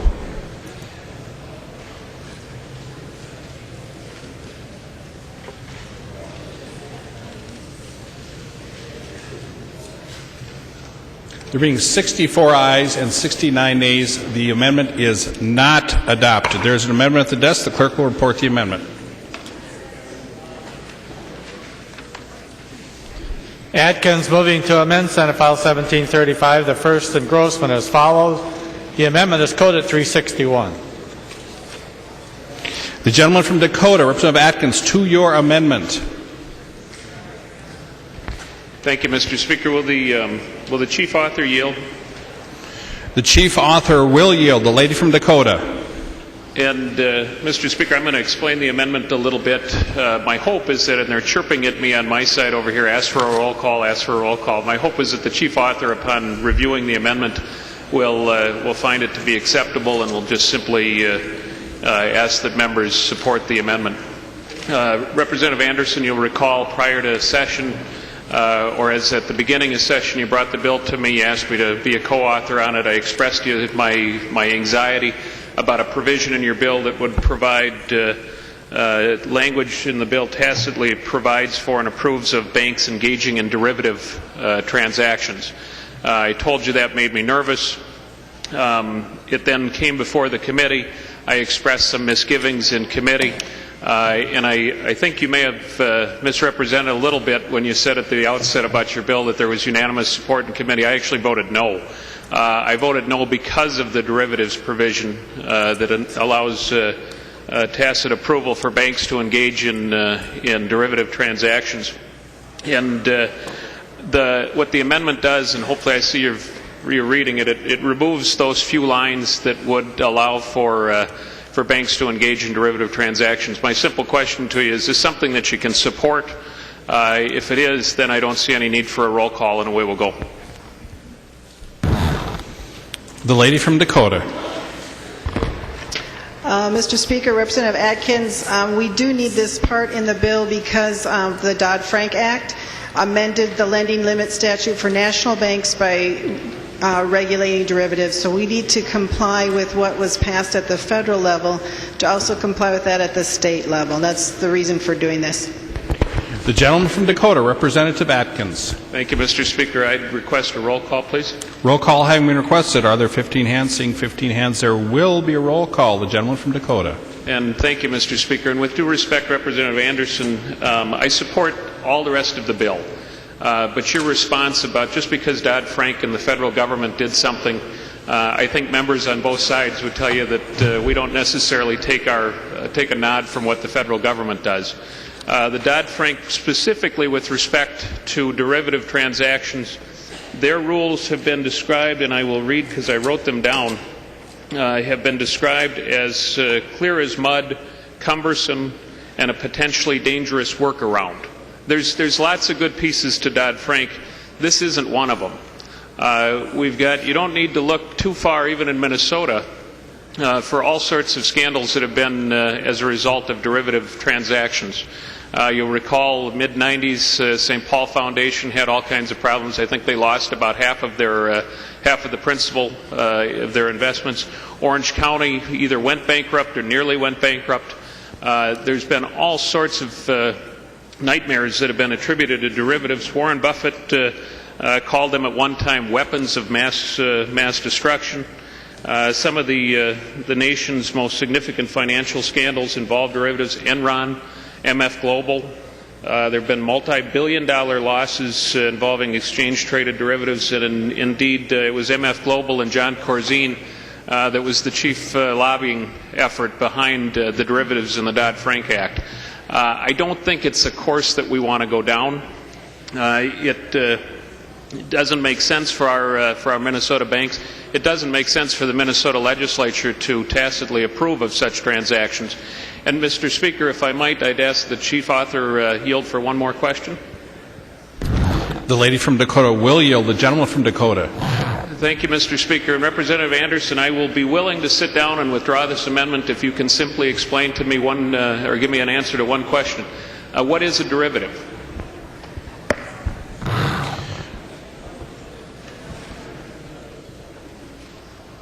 The lady from Dakota. Derivative is a security whose price is derived from one or more underlying assets. Its value is determined by fluctuations in the value of the underlying asset. The most common underlying assets include stocks and bonds, commodities, currencies, interest rates, and market indexes. The derivative itself is a contract between two or more parties. Derivatives are generally used as an instrument to hedge risk. The most common type of derivative used by banks is likely the interest rate swap. It is used to hedge against interest rate risk. In a typical interest rate swap, two counterparties agree to exchange interest cash flows on a periodic basis for a predetermined length of time. Usually one party will pay a certain fixed interest rate to the other while receiving an amount that is based on a benchmark floating interest rate. Gentleman from Dakota. Thank you, Mr. Speaker. I promised that single question. Can I ask one more of the chief author? Would she yield for just one more question? The lady from Dakota will yield. The gentleman from Dakota. Thank you so much, Mr. Speaker, and thank you, Representative Anderson. I appreciate the definition. Can you explain how they work?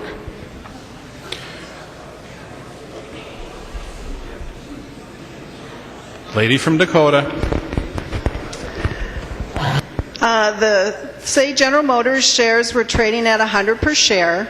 Say you bought 1,000 shares, and 1 year later their shares were trading at $90 per share. Your losses should you cash in would be $10,000. However, you can purchase a derivative to hedge your bets. This means you could lock in that $100 price per share by paying $5 per share, thinking you will have the option to purchase those shares at a future date, say 1 year at $100 share option. 1 year later, the share price is $125 per share. You redeem that share option, $5 per share, so $5,000, at $100 per share, $100,000, for a total price of $105,000.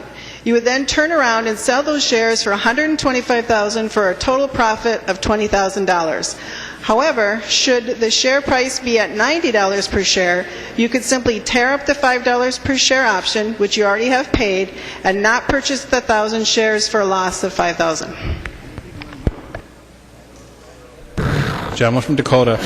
Thank you, Mr. Speaker. Members, I rest my case. please vote for the amendment. I will not withdraw it. Based on that explanation, I would venture to say that there's probably, well, I understood it.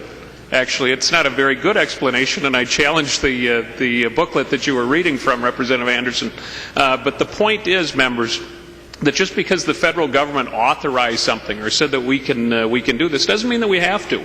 These transactions dating back years and years, all the way back to frankly the 12th century when people started going into these sort of actions, they're dangerous transactions to go into unless you understand what you're doing. If each of you understands what a derivative transaction is and thinks it's a good thing for Minnesota banks to invest in on behalf of their customers, then vote yes. Vote for the bill. If you don't, and you think it might be a little risky, like Enron, like MF Global, like any number of, like Orange County, like the St. Paul Foundation ran into, if you think it might be a little risky and you might be putting some of your own constituents' money at risk, then vote for this amendment, take this provision out of the bill, and then vote for what should be a technical banking bill. But the amendment makes sense, and I'd ask for a green vote. Thank you, Mr. Speaker, and thank you, Representative Anderson. The gentleman from Nicollet, Representative Morrow. Thank you, Mr. Speaker. Mr. Speaker, would Representative Atkins yield to a question? The gentleman from Dakota will yield. Thank you, Mr. Speaker. Mr. Speaker, Representative Atkins, a number of my constituents were harmed by the MF Global situation. I heard you just mention MF Global. Was part of the problem with MF Global the trading of derivatives? The gentleman from Dakota. Thank you, Mr. Speaker. Representative Morrow, yes. They engaged in exchange-traded derivatives, and there was quite a scandal behind it. In fact, I suspect that folks will likely go to jail for it. The gentleman from Nicollet. Thank you, Mr. Speaker. Mr. Speaker, would Representative Anderson yield for a question? Representative Anderson will yield for a question. The gentleman from Nicollet. Thank you, Mr. Speaker. Representative Anderson, I don't know as much about derivatives as Representative Atkins may. So you read an example of when derivatives work, but my reading of the general newspapers was that derivatives also didn't work on a global and massive scale. Could you give me an example of when derivatives don't work? The lady from Dakota. Mr. Speaker, what my bill does is it conforms the derivative law to the federal law. So derivatives are already in existing law, and what we're just trying to do with this piece of legislation is make changes so that it conforms to the federal law. The gentleman from Nicollet. Thank you, Mr. Speaker. Mr. Speaker, would Representative Anderson yield to a question? The lady from Dakota will yield. The gentleman from Nicollet. Thank you, Mr. Speaker. Representative Anderson, would you give me an example of a situation in which derivatives don't work? Lady from Dakota.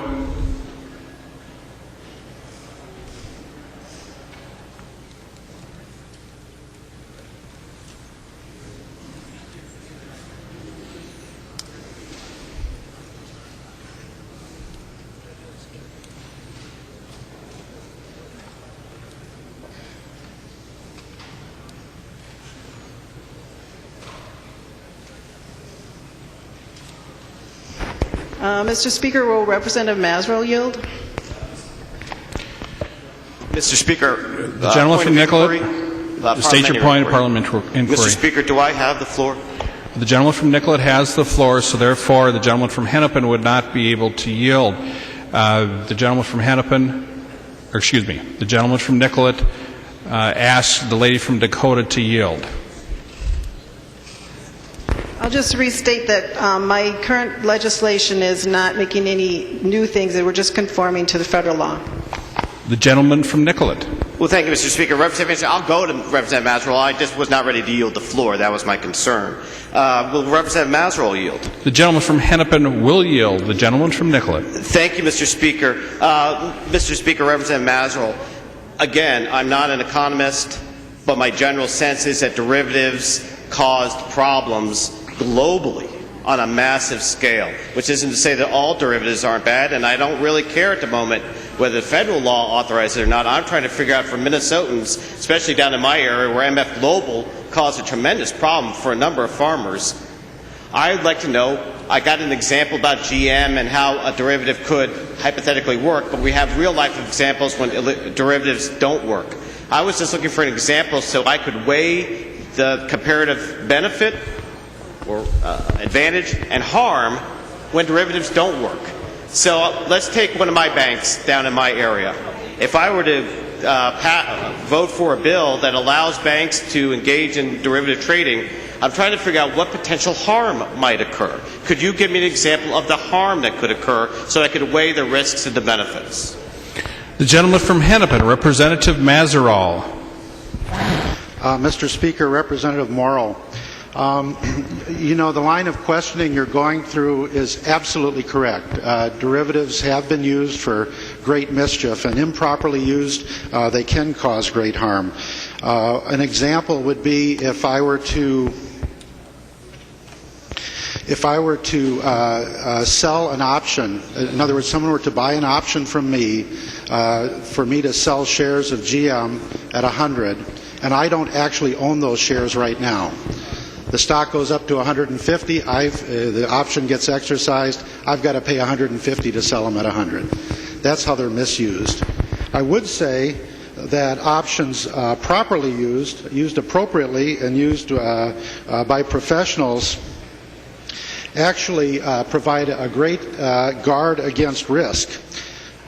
Options, I just described one kind of option, but options used properly would minimize the effects of a precipitous drop in stock price. Properly used futures contracts would minimize the risk of inflation. Properly used interest rate swaps minimize the effects of volatile interest rates.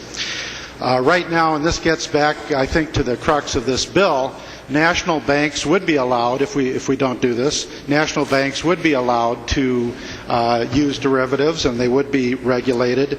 State banks would not. I don't think we want to cede to the federal government a competitive advantage for our state banks. What we need to do is make sure that our regulation of state banks is done properly, so that they don't have that kind of the kind of negative effects that have been described by Representatives Morrow and Atkins. Gentleman from Nicollet. Well, thank you, Mr. Speaker. Thank you, Representative Mazeral. I understood that, so thank you very much. Will Representative Mazeral yield?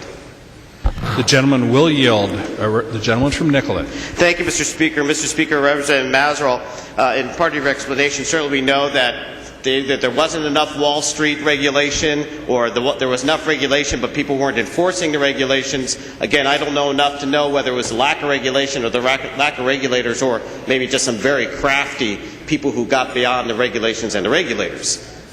Have we in Minnesota passed any regulations since the derivative crisis that would help assure you that we won't have these negative uses of derivatives if we allow state banks to do this? The gentleman from Hennepin, Representative Mazeral. Thank you, Mr. Speaker, Representative Morrow. I'm not able to directly answer your question. I would say my experience in dealing with federal regulators in the banking industry, however, would say that it's really up to the caliber of the regulators and how deeply they go into their audit of the banks on a regular basis as to whether they would find any mischief within the files. The lady from Olmsted, Representative Liebling. Further discussion to the 361 amendment. The gentleman from Swift, Representative Falk. Thank you, Mr. Speaker. Would Representative Anderson yield to a question? The lady from Dakota will yield. The gentleman from Swift. Thank you, Mr. Speaker. Representative Anderson, do you know where these derivatives are traded? The lady from Dakota. Mr. Speaker, member no. Gentleman from Swift. Thank you, Mr. Speaker. With Representative Anderson, I'll try to clarify if she would yield again. The lady from Dakota will yield. The gentleman from Swift. Thank you, Mr. Speaker. Representative Anderson, so are they traded on an exchange? Are they traded over the counter? Are they traded in the back room of some office building? How do we know what the terms and conditions are? Do these derivatives fall under SEC regulation? Can you I know that there is some concern with the federal regulation, but I don't know if our State Department of Commerce has the ability of all the tools that perhaps the SEC might have. So I'm just curious if you know where these derivatives are being traded and under whose authority they would regulation of that would fall. The lady from Dakota. Mr. Speaker, this bill is just wanting to conform to federal law so that our national banks that are already having to conform to national law, well, now the state charter banks will be the same. So we're just trying to have both banks being regulated the same. The gentleman from Swift. Thank you, Mr. Speaker. If Representative Anderson would yield to another question. She will yield. The gentleman from Swift. Thank you, Mr. Speaker. Representative Anderson, are some of our state-chartered banks overseen by the Department of Commerce, the Minnesota Department of Commerce, or regulated by the Minnesota Department of Commerce? Is that correct? The lady from Dakota. Yes, they are. Gentleman from Swift. Thank you, Mr. Speaker. So my question is, once again, does the Minnesota Department of Commerce have the same tools available to it to oversee the regulation of the derivative trading contracts that the SEC would? Because when we're talking about federal regulation, the Securities Exchange Commission has got significant tools available to them. I'm just curious if our state's Department of Commerce and its abilities would be similar to that. Does it have the same tools that the Securities and Exchange Commission has, if she would yield to that question? The lady from Dakota. The Department of Commerce worked with the Minnesota Bankers Association to develop this language. So to my knowledge, this language that is in the bill does conform to what the Department of Commerce wants. The gentleman from Swift. Well, thank you, Mr. Speaker. I guess, Representative Anderson, you didn't answer my question if whether or not the Department of Commerce had the same tools to be able to enforce these contracts like the Securities and Exchange Commission would have with federally chartered banks. I appreciated the example. I remember hearing one just like that from one of my finance textbooks in college. I took an options, derivatives, futures, contracts class. But the issue we're really dealing with here is we're not dealing with the call options or put options on stocks. We're dealing with something much more complex. And right now, the Office of the Currency Comptroller has spoken about the fact that there's basically 5 banks that can account for 96% of all derivatives, and the notational value of that is about $250 trillion. Now, what's the GDP of the entire United States? It's less than that, but we're talking about notational value of derivatives, and most of these derivatives are in the realms of interest rate swaps, FX, which is foreign exchange, equity contracts, commodity, and credit default swaps. And that was the whole issue with the financial collapse in 2008, is because primarily Goldman Sachs and AIG were counterparties on credit default swaps, and realistically AIG, which was the seller of the insurance or the credit default swap, didn't have enough capital to be able to go and make those derivatives or options whole. They couldn't pay out the counterparty risk. And so basically what we're doing here is we're opening up a huge can of worms by we're saying that we want to allow the same type of regulations that were permissive at the federal level to infiltrate our state's banking atmosphere. I don't think this is a place that we want to go.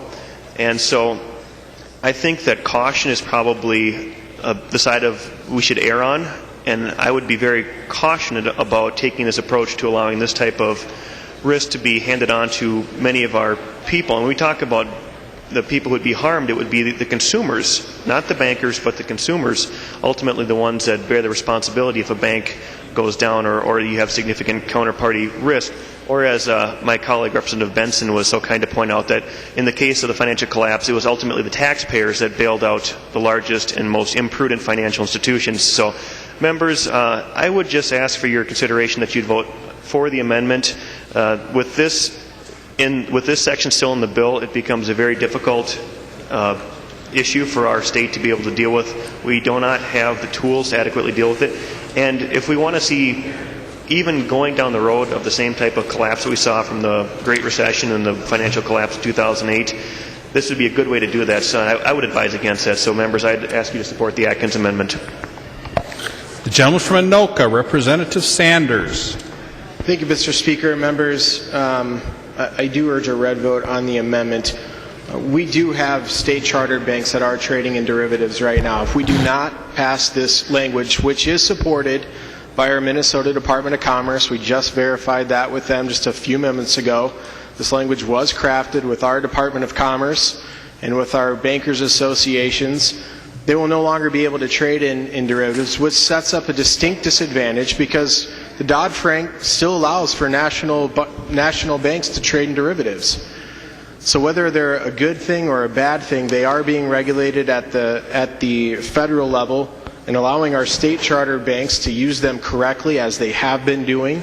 As Representative Mazeral has pointed out, there are many very good very prominent uses for derivatives that hedge against loss and risk, which is a general principle that these banks would like to be able to participate in. And if we exempt this language and take it out of the amendment, our state charter banks will no longer be able to trade in derivatives, which I'm sure obviously is the genesis behind the amendment, but it puts our state charter banks at a distinct disadvantage when competing with our national banks if they cannot hedge against risks when using derivatives properly. The gentleman from Stearns, Representative Banyan.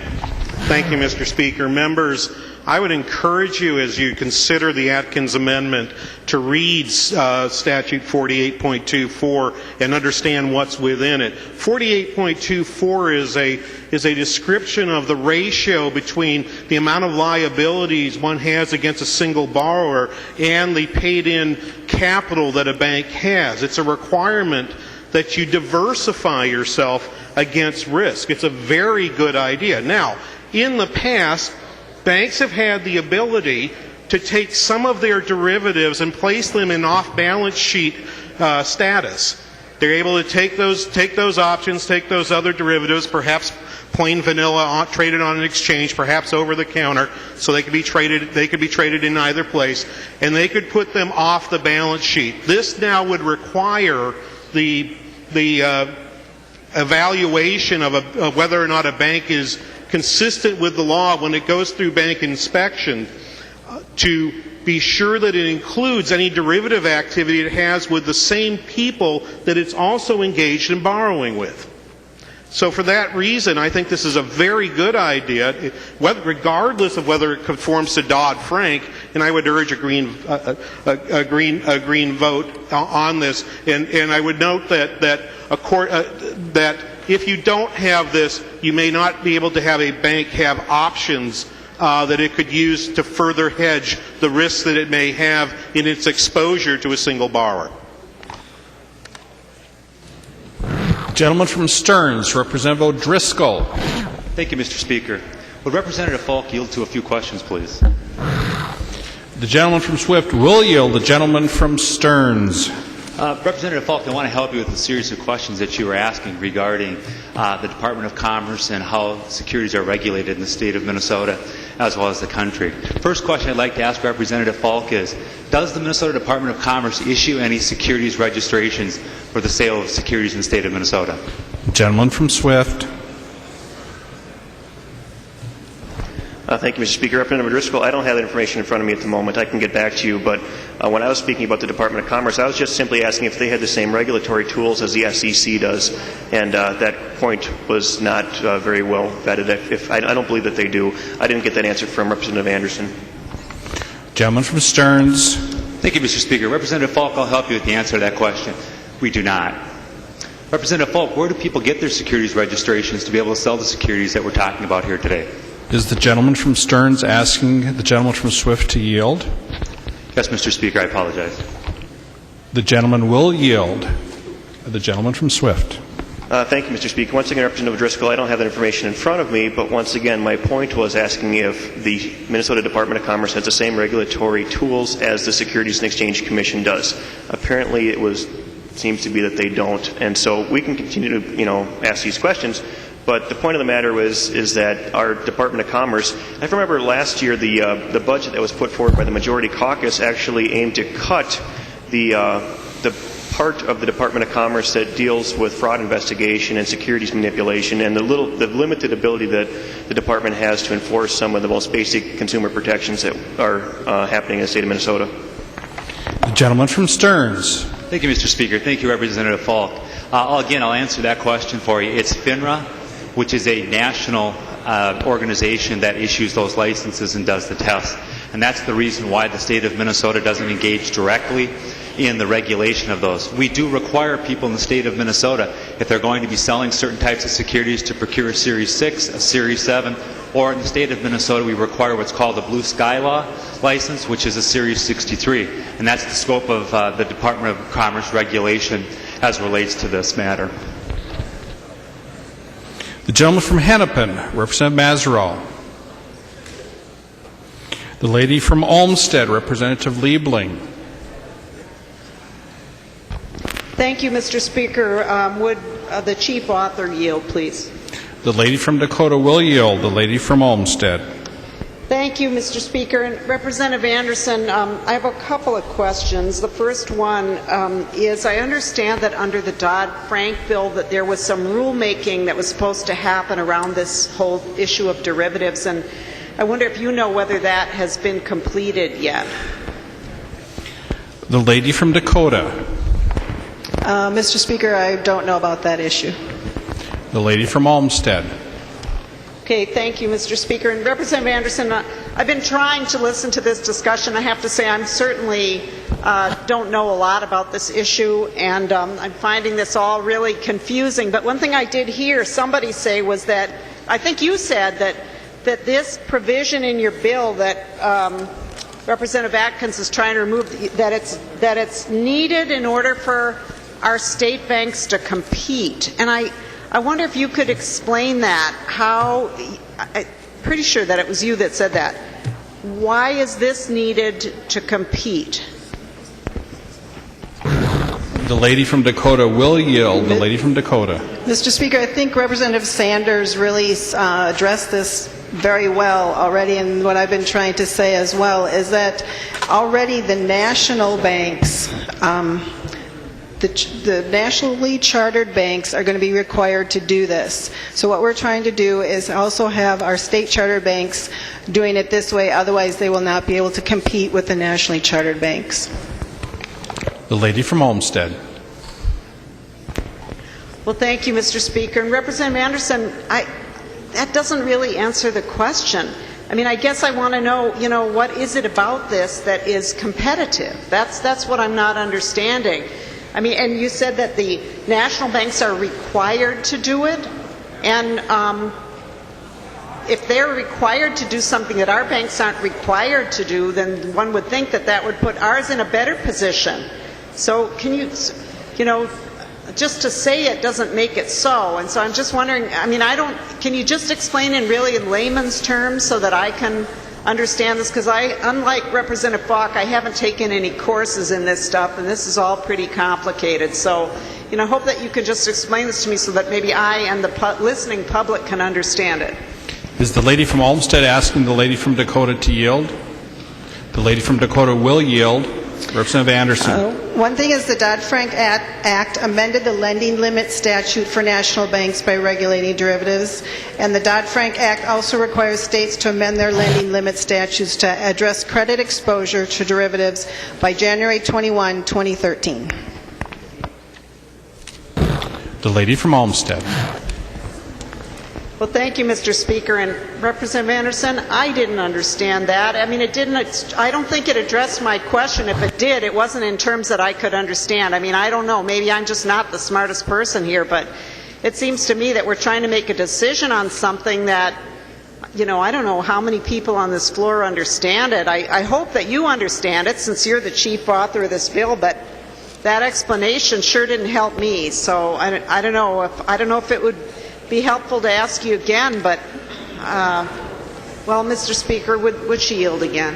The lady from Dakota will yield. The lady from Olmsted. Thank you, Mr. Speaker. Well, Representative Anderson, I mean, could you just try one more time? I don't understand why that makes, that didn't explain to me why this provision helps our state banks compete with national banks. Could you just try that one more time, please? The lady from Dakota.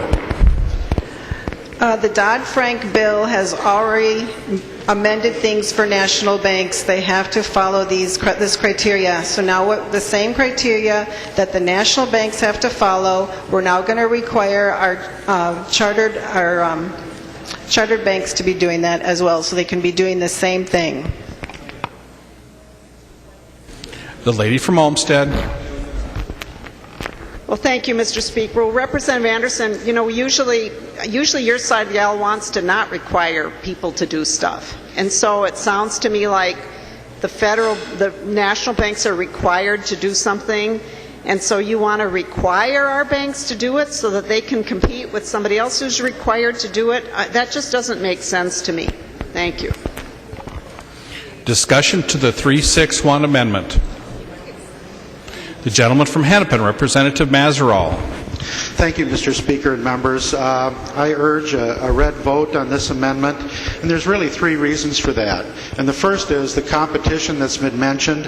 What this does is it conforms our state charter, bank charter law to the federal bank charter law.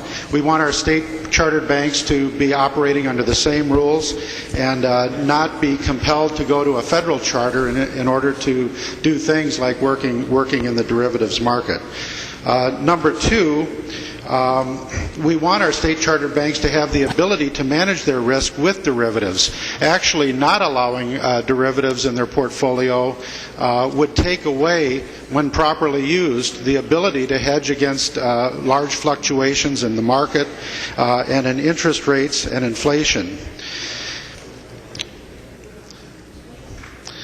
Thirdly, what this bill does, as was pointed out by Representative Banyan, is it really puts derivatives in the liability category when measuring the ratio of liabilities to capital.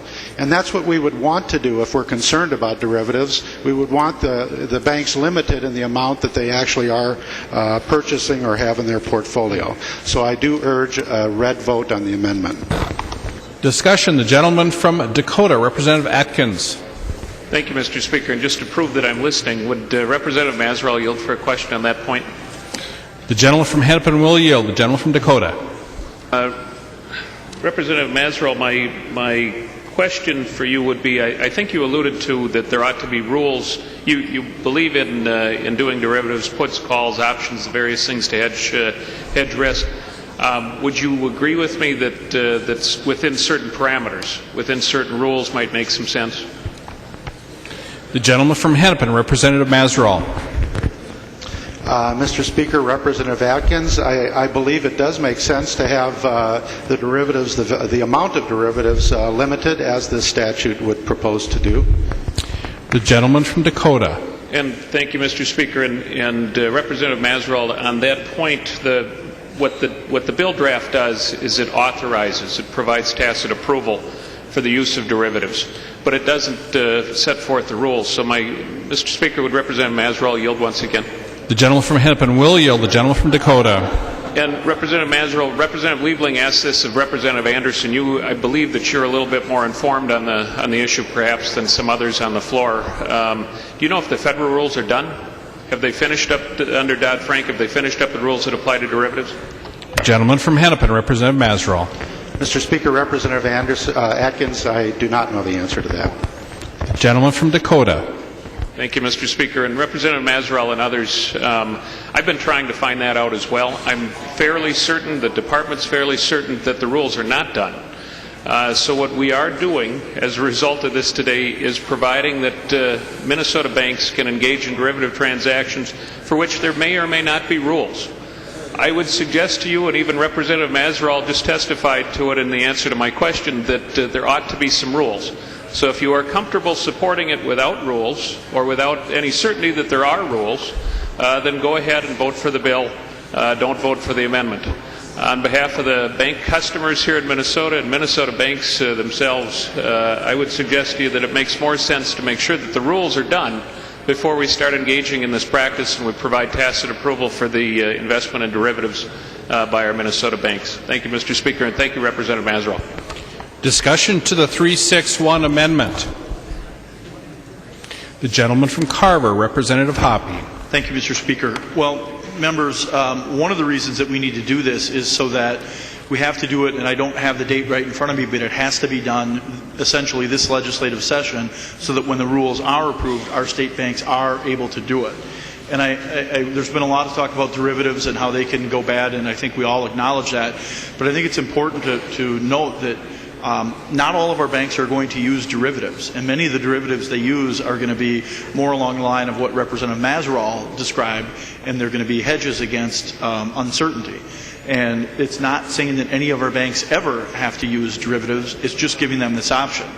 And if it would ever happen that the incoming legislature in Congress, whether it be Republican or Democrat, decides to get rid of the Dodd-Frank laws altogether, I would be the first one to stand up and applaud that. This is language in the bill, and Representative Atkins did speak against this in committee and did vote no, but this is language that was worked on between the Minnesota Bankers Association and our own State Department of Commerce, and I think we can rely on them to regulate this and make sure that we're not doing anything either that's going to put our banks at a disadvantage or that's going to jeopardize deposits from our constituents, our customers, our consumers. So members, I respect where you're coming from, Representative Atkins. I do think it's been a great discussion here, but I would request that members not support the Atkins amendment. Discussion to the 361 amendment. The lady from Olmsted, Representative Liebling. Well, thank you, Mr. Speaker. Would Representative Hoppe yield for question? The gentleman from Carver will yield. The lady from Olmsted. Thank you, Mr. Speaker. Well, Representative Hoppe, I just heard you say that this is permissive for the banks.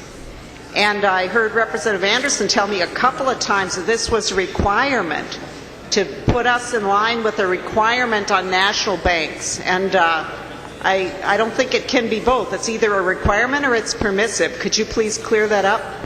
The gentleman from Carver. Thank you, Mr. Speaker, and Representative Liebling. I think in one sense it is both.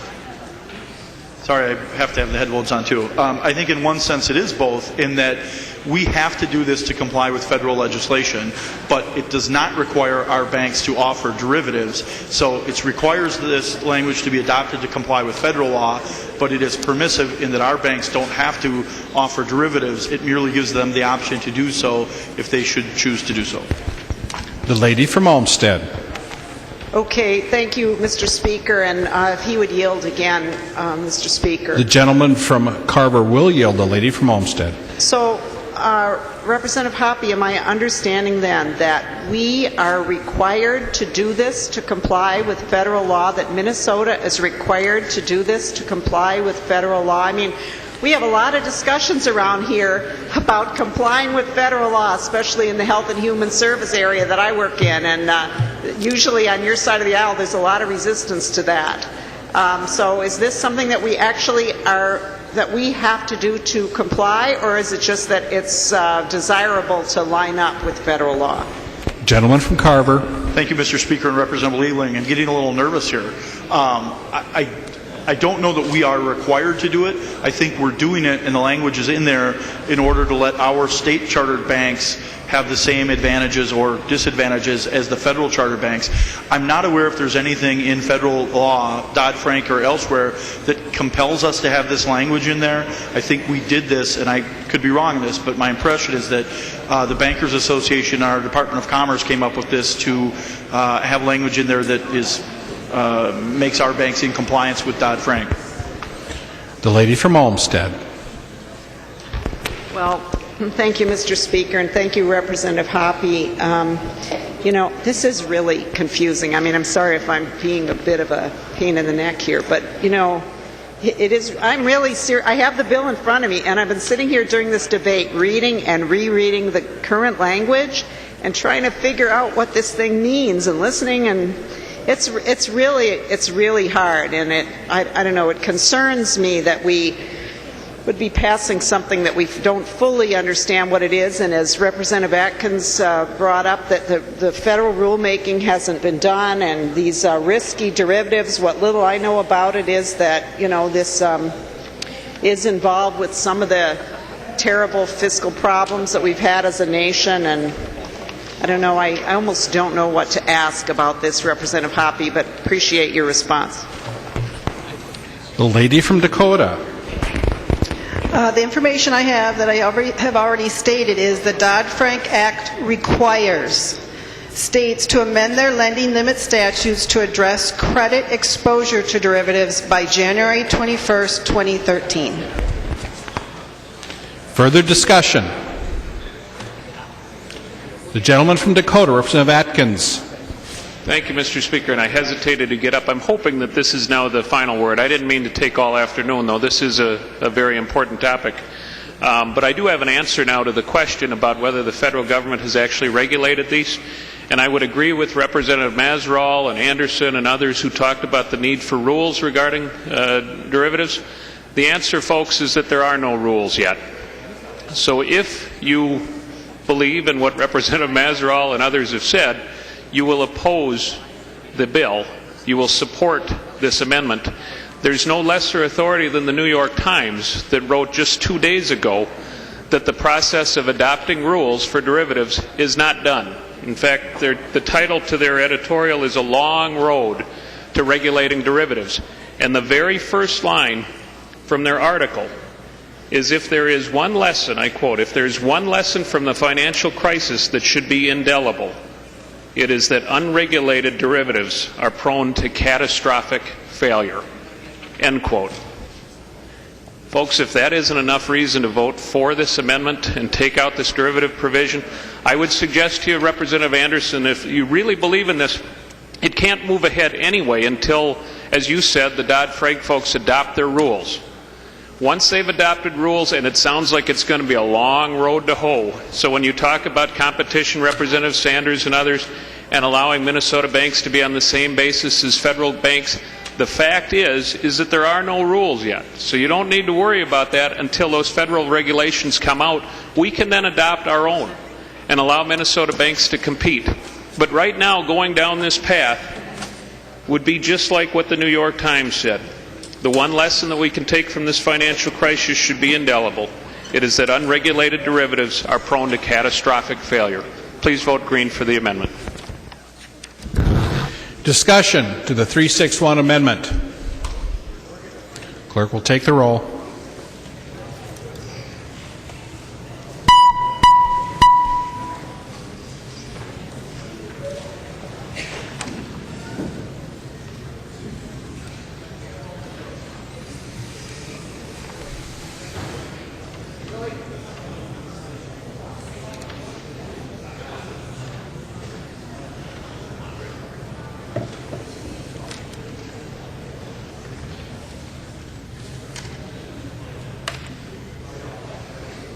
Members, please vote.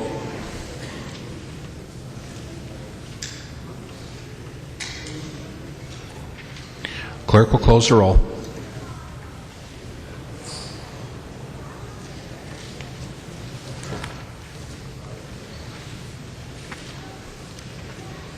There being 52 ayes and 80 nays, the amendment is not adopted. There is an amendment at the desk. The clerk will report the amendment.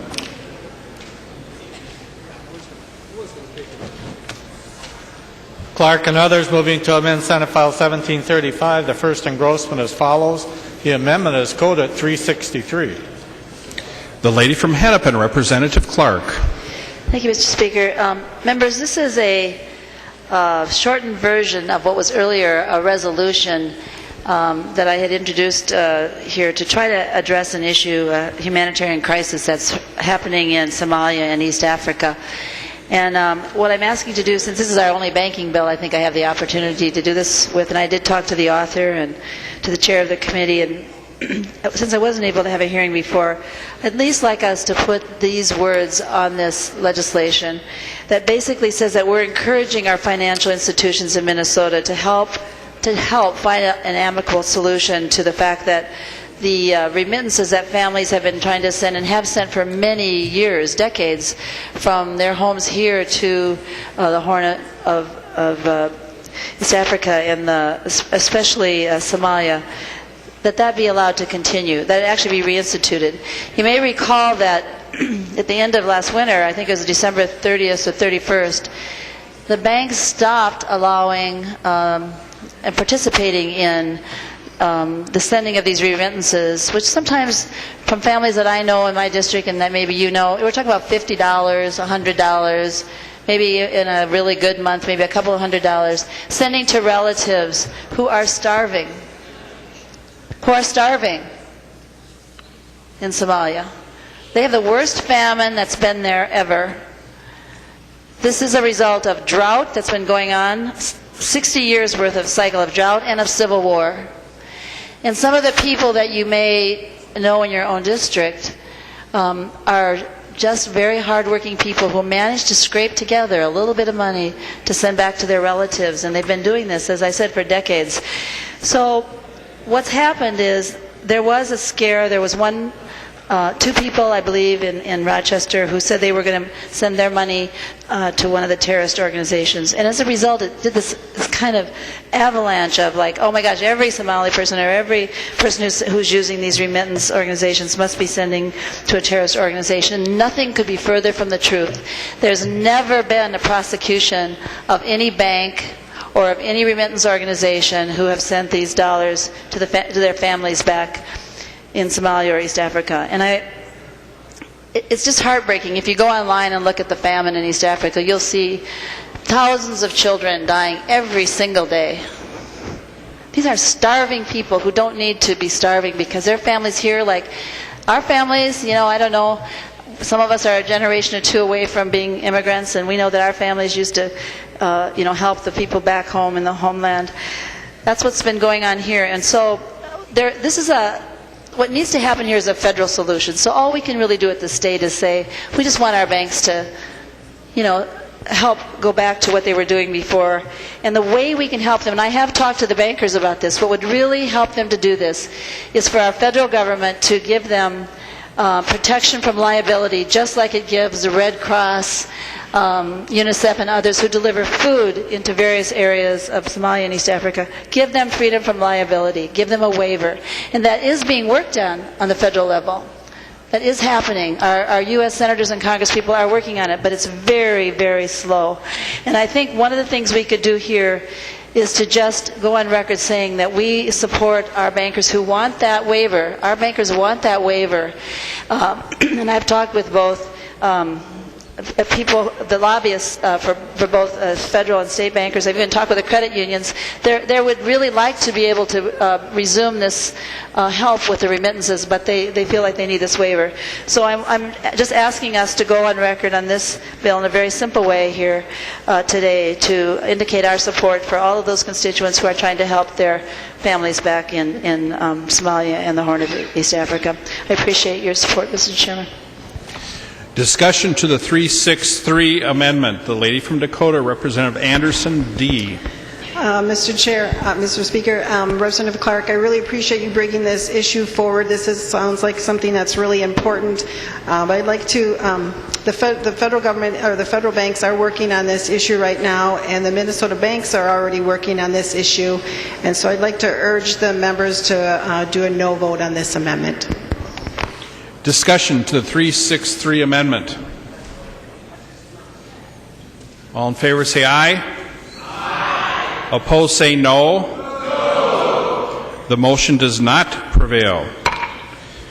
There are no amendments at the desk. The clerk will give the bill its third reading. Third reading, Senate File 1735. Third reading. To the bill. Discussion to the bill. The gentleman from Hennepin, Leader Thiessen. Thank you, Mr. Speaker. Well, unfortunately, we had a chance today to take the side of the thousands and thousands of middle-class Minnesotans who are facing the continued consequences of the foreclosure crisis and the downturn in our economy, and the Republican majority voted down time after time again. Very common sense, simple relief. This is something that's not just about politics, members. This is important to the people of Minnesota, to all of our constituents. Mr. Speaker, point of parliamentary inquiry. State your point of parliamentary inquiry. Thank you, Mr. Speaker. Is this a general banking law that would fall within Article 4, Section 26 of the Minnesota Constitution?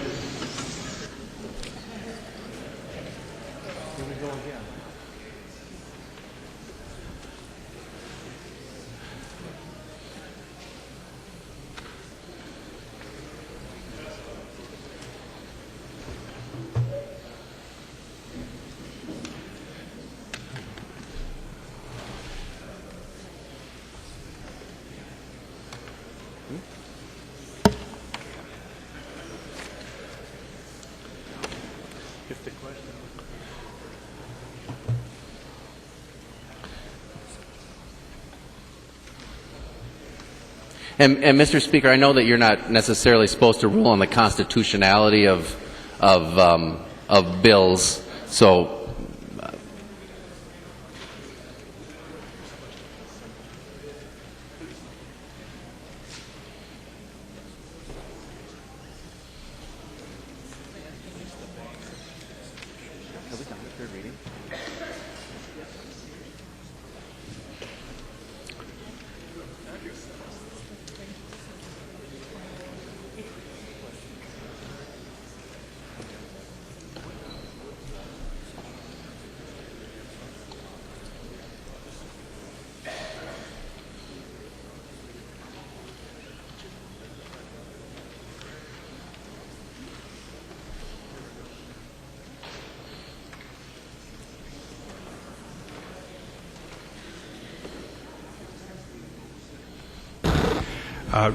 Leader Thiessen, I'm of the opinion that it does not fall under those regulations, and so it would take a simple majority of 68, or actually 68 votes it would take to pass. Leader Thiessen?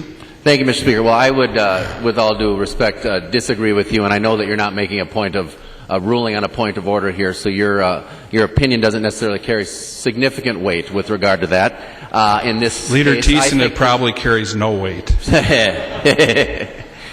Fair point. Thank you. But this is I think this is a general banking law that's going to require 2/3 of this body to actually pass and be signed into law. It clearly addresses the banking statute, and I don't know how anybody could read the plain language of the of articles or Section 26 of Article 4 and not find this to be a general banking law. So what I'd request from the other side, from the author of the bill, because we do have some significant interest in moving forward on some of these foreclosure provisions, and I don't know that you want to run the risk of your legislation being either vetoed or struck down by the courts because you didn't meet the requirements of our Minnesota Constitution. So what I would request is that the author agree to lay this bill on the table, and maybe we can have some discussions about moving forward with some of our foreclosure provisions and maybe some other provisions that would make this a truly bipartisan bill, because clearly this hasn't been a very bipartisan effort on the floor today. We've been unable to get hearings in a bipartisan basis on the bills that would provide just basic common sense protections for the thousands of Minnesotans across the state who are facing this foreclosure requirement. Chair Hoppe, for whatever reason, was unwilling to give these bills a hearing. We think that it's really important that we address this issue. As you know, foreclosures are actually ticking up in 2012. This crisis is far from over. And so I would ask, I'd ask the author of the bill to yield. The lady from Dakota will yield. The gentleman from Hennepin. Thank you. Representative Anderson, I was just wondering if you'd be willing to lay this bill on the table so we can have some discussion about maybe making this a truly bipartisan bill that will certainly guarantee that we get 90 votes to pass it going forward. The lady from Dakota.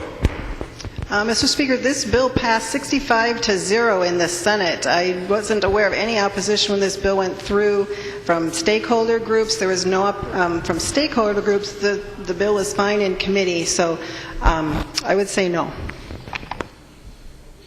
Gentleman from Hennepin. Thank you, Mr. Speaker. Well, and I'm glad that it met the constitutional requirement over there. What we're saying is that we actually have some interest in moving ahead on some good common sense foreclosure reforms in this bill. And because the majority party, the Republicans, have been so unwilling to work this entire session on a bipartisan basis on moving sense and on protecting middle-class Minnesotans instead of defending big corporations and banks over and over and over again, on this bill, I'm just asking your forbearance to say, why can't you take a day, see if we can sit down and work out something that will guarantee that we actually have the number of votes that are going to meet the constitutional requirement. Will the author yield to that question? The lady from Dakota will yield. The gentleman from Hennepin. Thank you. So my question is not whether this is passed in the other body. I'm not certain that how votes go in the Senate should necessarily influence us, and I've heard that argument made on your side of the aisle as well. And I don't really particularly care right now about where the stakeholders are on this bill. What I care about is those thousands and thousands of Minnesota homeowners who are facing foreclosure in this economy this economic recession that we're still recovering. And again, those foreclosures are going to be going up this year in all of your districts, and particularly in a number of more Republican districts. If you look at actually where the foreclosure rate is, it's much higher in Republican districts than it is in Democratic districts. So I would just ask, again, that you just take a day. There's no need to rush this bill through. I just heard Senator Senjum saying that we're probably not going to adjourn now on April 5th. And so we have some time to work on this. So I just ask that you lay this bill over, we could actually have a conversation about maybe building a bipartisan bill that meets the needs of all Minnesota constituents. And so would you be willing to do that? Lady from Dakota. Mr. Speaker, no, I would like this bill to move forward. We should probably be able to have no conference committee on this bill as well, so thank you. The gentleman from Hennepin. Thank you, Mr. Speaker. So the way I understand it, the language of this bill is the Senate file is identical to the House language. We're passing the Senate file, so I'm not sure that this is going to go to conference committee to be worked out. But it sounds like you're unwilling to actually sit down, take a day or two on behalf of the thousands of Minnesotans, probably many in your district, Representative Anderson, who are facing foreclosure, who stayed in their houses, have lived in their houses 10, 20 years, and then lost their job in the recent recession. And because they lost their job, even though they've been paying the bank on their mortgage for 10, 15, 20 years, they're now facing the prospect of losing their home, having their families uprooted. And you're unwilling to even take a day or two to consider some of these very, very common sense transparency, just giving notice to people of their rights. That's what this is asking for. Just asking that when someone has a potential to do a short sale and actually get out of a situation, that they get that done in 30 days. Over and over. These are very simple and pretty common sense provisions to help Minnesota homeowners. I think the constituents in your district, Representative Anderson, would want you to stand up for them and side with them. And this is not against the banks. This is just saying let's put a bill together that actually works for everybody in this state, that works for Minnesota homeowners, and that can do some of these things that the banks are interested in accomplishing here. So I would hope that you would reconsider that and just take a day or two so we can sit down and maybe explain in a little more detail what some of these are. I mean, if we would have been able to get a hearing from Chair Hoppe on this bill, maybe some of these things could have sorted out. But Representative Anderson, maybe I'll ask one more time, Mr. Speaker, if she'll just yield for a question. The lady will yield. The gentleman from Hennepin. Representative Anderson, just one more time, could we just take a day or two, lay this on the table, and actually move forward on a bipartisan bill? The lady from Dakota. Mr. Speaker, it sounds like the issues that you want to deal with really should be having a hearing, going through the hearing process so that we can hear from all the parties involved as to the pros and cons on that issue. This is really just a banking bill. It's already passed the Senate. I'd have to go through conference committee then if we modified the bill. I'd like to just keep the bill the same language as the Senate and move forward. The gentleman from Hennepin. Thank you, Mr. Speaker. One, I would have loved to have had a hearing on these bills, Representative Anderson. That's the point we've been making, but the Republican majority refused to have a hearing on these bills. So I'm willing to actually wait for 5 or 6 days. Representative Hoppe can call a committee hearing very quickly. I know that he has another bill that he's going to be hearing in his committee tomorrow. Maybe you could take maybe an hour of the stadium hearing time and actually deal with the foreclosure issues. For what purpose does the gentleman from Washington rise? Mr. Speaker, point of parliamentary inquiry. State your point of parliamentary inquiry. Mr. Speaker, what is before the body at this point? What motion or what is before the body at this point? We are on passage of Senate File 1735. Thank you, Mr. Speaker. The gentleman from Hennepin. Thank you, and I'm talking about that Senate file right now. Thank you, Representative Dean. So, well, members, then I guess that I would encourage us to vote no on this legislation. There's nothing that is urgently needed in this banking bill. This is a bill that can wait and maybe even come back in another form yet this session. But I would ask us to vote no, and hopefully, if we do that, we can actually have a decent conversation about dealing with foreclosures in this state, and maybe give our legislature the chance to show just once in the 16 months since the Republican majority came into power that we're willing to fall on the side of middle-class families who are struggling in this economy instead of big banks, instead of corporations. Just once, it would be nice to see us accomplish that and actually serve our constituents. Thank you. Discussion. Gentleman from Hennepin, Representative Downey. Well, thank you, Mr. Speaker, and I've been listening to the debate as we've gone along here. And you know what, I got about 10 or 15 bills that I would love to amend on to Representative Anderson's bill, but you know what, they aren't germane. And the absence of something that I would like to do in the face of a very good bill on its own merits is, I think, a pretty poor reason to vote against it. I'd urge a green vote. This is a great bill. All the other things notwithstanding that we might have liked to pile on, every one of us, it's a great bill. Thank you, Representative Anderson. Discussion. The clerk will take the roll on the bill.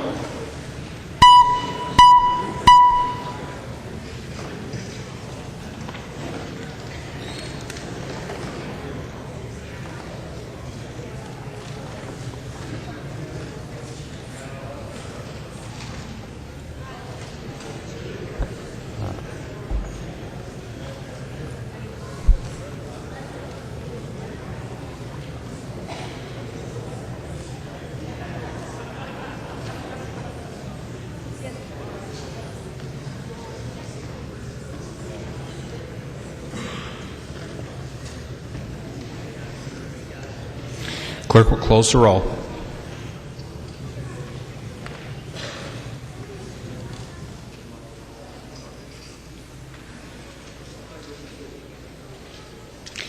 There being 81 ayes and 51 nays, Senate File Number 1735 is passed and its title agreed to. The next bill on the calendar for the day is House File 1629. The clerk will report the bill.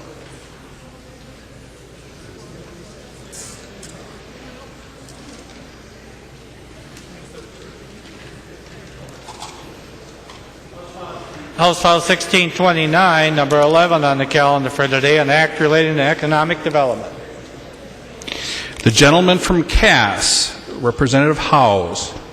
Thank you, Mr. Speaker. Members, House File 1629 increases the voting members of the Minnesota Tourism Council from 28 to 40. There is no fiscal impact. I'd appreciate your support.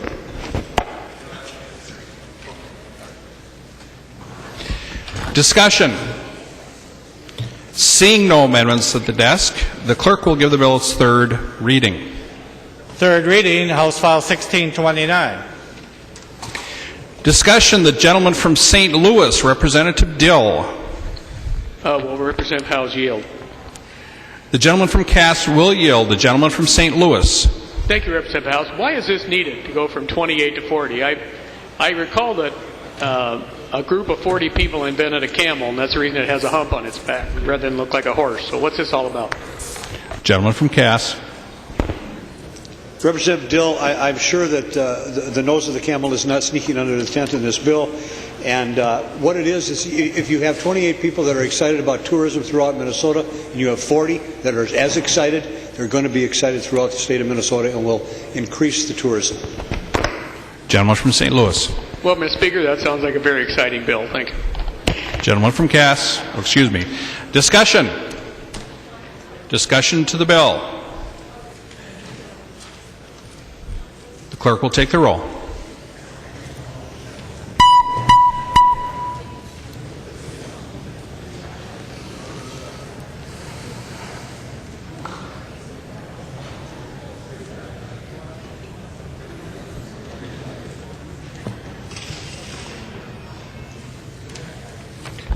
Members, please vote.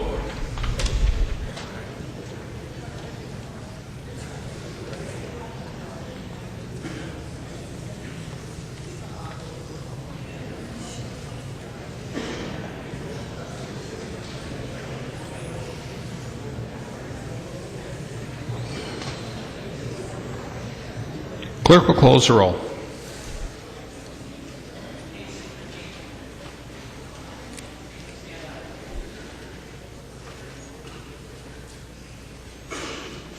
Representative Fabian votes aye. There being 112 ayes and 19 nays, House File 1629 is passed and its title agreed to. The next bill on the calendar for the day is Senate File 1586. The clerk will report the bill.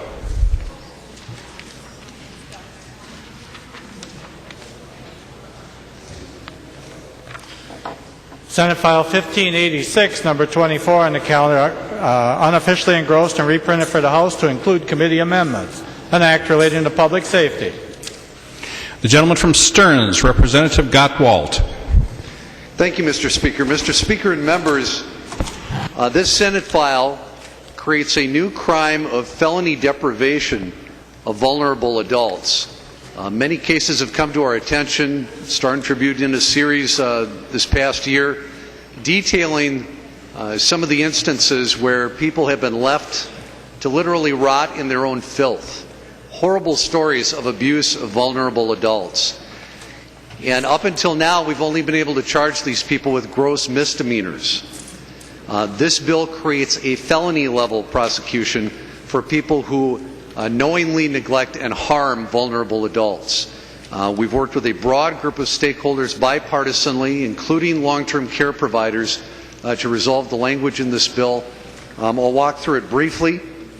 The first section of the bill, subdivision 1, creates the new crime of felony deprivation of a vulnerable adult, and that occurs when a caregiver or operator intentionally neglects a vulnerable adult and is reasonably able to make the necessary provisions. Subdivision 2 includes some exemptions, conforming changes, and the penalties. Subdivision 2B creates a new section on affirmative defenses. Members, this was a section we put together again with a broad group of stakeholders, particularly providers and prosecutors, to say we want a safe harbor for people who are providing care, long-term care for vulnerable adults, and who in an accidental situation or a situation where they are forced to choose between caring for one person or another and something happens. We do not want to have those situations occur and then result in a felony prosecution. So again, working with a broad group of stakeholders, members, I would point out, I think we're handing out on the floor, have handed out on the floor, a list of many letters. It's over a dozen letters from groups ranging from AARP, USW, Tubman, the Elder Law Practice Group at St. Thomas School of Law, SEIU, Healthcare, UFCW Local 1189, the Center for Elder Justice and Policy, William Mitchell College of Law, the Minnesota Hospital Association, the Minnesota County Attorneys Association, the Long-Term Care Imperative, ARRM, the Minnesota Nurses Association, the Minnesota Sheriff's Association, the Minnesota Disability Law Center, Legal Aid Society of Minneapolis, and the Minnesota Board on Aging members have all contributed letters in strong support of this legislation. Many of them participated in the crafting of the bill. I would also be remiss not to thank the many people who helped craft this bill.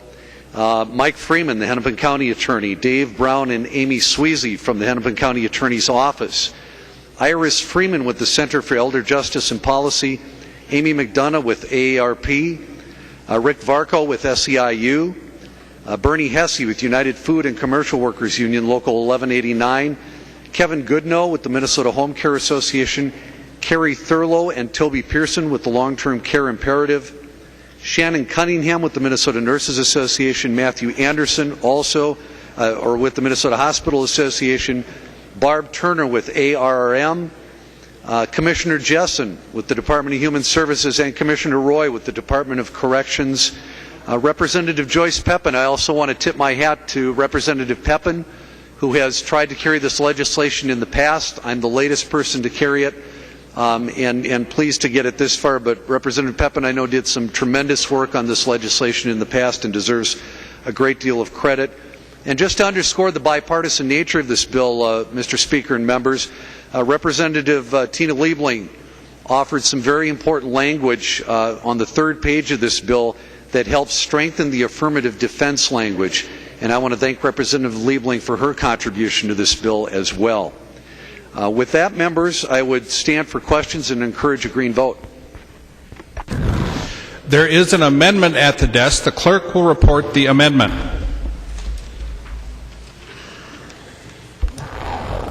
Hoppe moving to amend Senate File 1586, the unofficial engrossment, as follows. The amendment is coded 359. Delayed from Mauer, Representative Hoppe. Thank you, Mr. Speaker and members. This amendment is wholly and completely House File 2220, a bill prepared because of a horrific situation in Mauer County in southern Minnesota involving parents and two young sons. These parents used extreme and prolonged, cruel and severe restraint. When discovered, They admitted that they had been chaining their 5-year-old son to the slats of his crib every evening with a 15.5-inch long chain, which was 1/4 inch in diameter, hardened steel, welded chain link. It was over a pound with the 2 padlocks that were included with that. When discussing this experience, his 8-year-old brother told the social worker with pride that he no longer needed the chain because he knew what he shouldn't be doing. Unfortunately, his younger brother hadn't yet learned that lesson. This bill amendment changes one word and would only be in effect if the confinement or restraint results in demonstrable bodily harm. This young boy had bruising, swelling, and even a rust stain on his leg. What he didn't have was a broken bone. He did have demonstrable bodily harm. He did not have substantial harm. The State Association of County Attorneys and the State Association of Sheriffs both support this narrowly written bill. It was heard and passed in the Judiciary Committee. It was also heard in Public Safety, and I would ask for your support. Discussion to the 359 amendment. The gentleman from Stearns, Representative Gottwalt. Thank you, Mr. Speaker. And Representative Hoppe, I appreciate this bill. I know it deals with another very egregious situation. This bill deals with vulnerable adults, members. And in fact, this bill passed in its current form 64-0 off of the Senate floor. Now, I realize we're the better body, and we can make up our own minds. But just to underscore, we've worked very hard to craft the legislation in this bill. Again, with this broad coalition of people. We got it through on the Senate side. We'd like to get it through on the House side. I understand that this bill, Representative Poppe, House File 2220, passed out of Judiciary to Public Safety, where an informational hearing was done.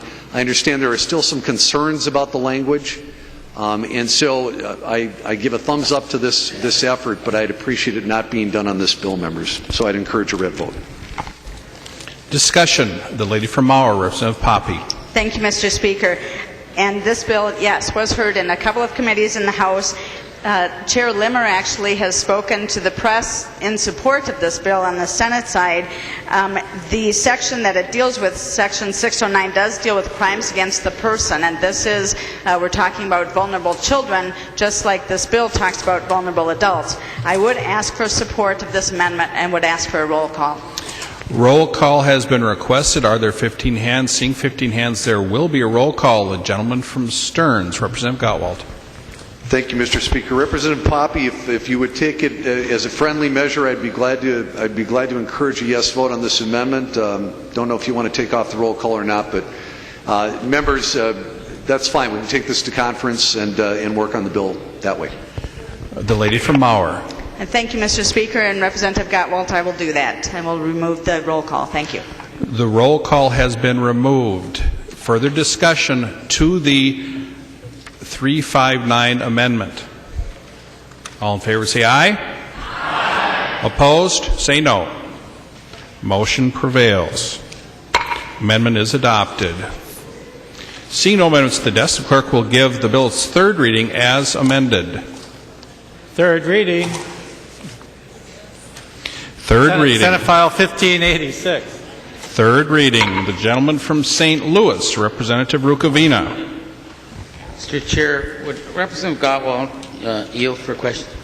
The gentleman from Stearns will yield. The gentleman from St. Louis. Representative, you know how I kind of get nervous, and sometimes I'm the only no vote when we put these types of things in law. So I guess my question to you would be, and it happens often because I get calls from folks, and I'm sure others on the floor do, when you have a family member taking care of a parent, let's say, and I'll use me as an example. I have a brother and a sister, and maybe they don't like the way I'm taking care of them or spending my mother's money. Of course, I have to say that there were no fights in our family when my parents died, because our parents raised us right. But this happens, and people have brought this up to me.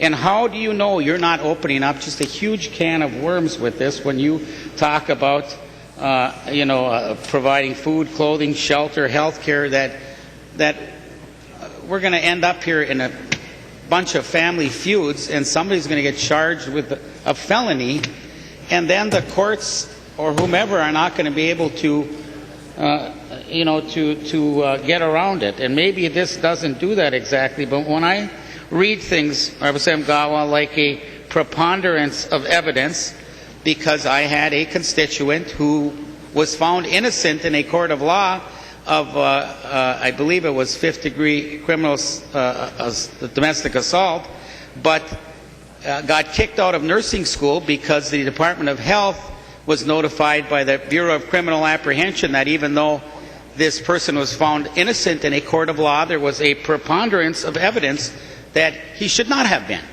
So a jury doesn't matter anymore in the United States of America, and a trial doesn't matter in cases sometimes when you put it in law. So I'm just feeling very uncomfortable, and I know that's not your intention here, but how do you get around family feuds, kind of, to speak of, just for one point of clarification? Gentleman from Stearns. Thank you, Mr. Speaker, and thank you, Representative Rukavina. You go right to a point that we discussed extensively in the group that helped put this language together. This is exactly why the description under subdivision 1A on felony deprivation, makes it very clear that you are intentionally depriving a vulnerable adult of necessary food, clothing, shelter, health care, or supervision when the caregiver operator is reasonably able to make the necessary provisions, is guilty of a felony, and may be sentenced. And then you have the affirmative defenses as well. It was the sense in talking to the attorneys involved in this, and I'm not one, I don't even play one on TV, Mr. Speaker and Representative Rukavina, but we had a lot of very good attorneys involved in this who looked at this and said, no, this is not going to apply to a family caregiver who makes a mistake. It's not going to apply to somebody in a long-term care facility who makes a mistake. This is about people who willfully, knowingly, and negligently deprive another human being of care necessary for their well-being. It applies to those really egregious situations. And we did discuss this at length in our work group, and the language obviously fit to their satisfaction that we were not going to be applying this to family members who disagree with each other, or even to long-term care providers and their employees who are trying to do the right thing. Gentleman from St. Louis. Thank you, Mr. Chair and Representative Gottwalt. I don't really understand, and not being an attorney, and I'd like to see one constitutional amendment offered this year that limits the amount of attorneys that can be in the legislature, but that's a whole other issue. I don't really understand what the affirmative defense versus the preponderance of evidence is going to do, and it makes me nervous. And anytime we write this in law, and I don't understand what the negligence, what statutes right now are, but if somebody is such an egregious offense of taking care of a vulnerable adult or a vulnerable child, can't they be charged? And Mr. Chair, if you yield for a question, can't they be charged in court now with a felony? The gentleman from Stearns will yield. The gentleman from Stearns, Representative Gottwalt. Mr. Speaker, Representative Rukavina, my understanding is people in this situation can only be charged with a gross misdemeanor. And, I would add to that the subdivision 1A I was reading earlier, you've got the caregiver or operator knows or has reason to know the deprivation could likely result in substantial bodily harm or great bodily harm to the vulnerable adult, or the deprivation occurred over an extended period of time. So you've got a number of tests along with the affirmative defense that have to be met before anybody can even be prosecuted under this new crime of felony deprivation. So again, I'm not an attorney. I'm not going to speak to this as one, but I am going to tell you that a number of attorneys were involved in reviewing this language and working on it. And we discussed exactly that, Representative Rukavina, that we do not want this applying to family members who are in a care situation and make a mistake or make a reasonable decision about the care of their loved one, and there's a disagreement over it. That is clearly not what this is meant to apply to. Well, the gentleman from St. Louis. Thank you, Mr. Chair, Representative Gottwalt, and I know you're trying to do good here, and but as I said to the body, I have a constituent who was going to RN school to try to improve his life. And like I said, he had this domestic quarrel and was found innocent in a court of law. But because we wrote in statute to protect vulnerable folks in statute, because he was going to either be working in a nursing home or somewhere with a nursing degree, that he got booted out of school because even though he was found innocent in a court of law, there was a preponderance of evidence that he should not be going to school and be a nurse. So it just scares me, members, that's all. The lady from Hennepin, Representative Hillstrom. Thank you, Mr. Speaker and members. Members, this issue has been around since 2009. Originally, the Vulnerable Adults Justice Project had this definition way back in 2009, and the stakeholders did not all sign off on the issue, and there were some concerns.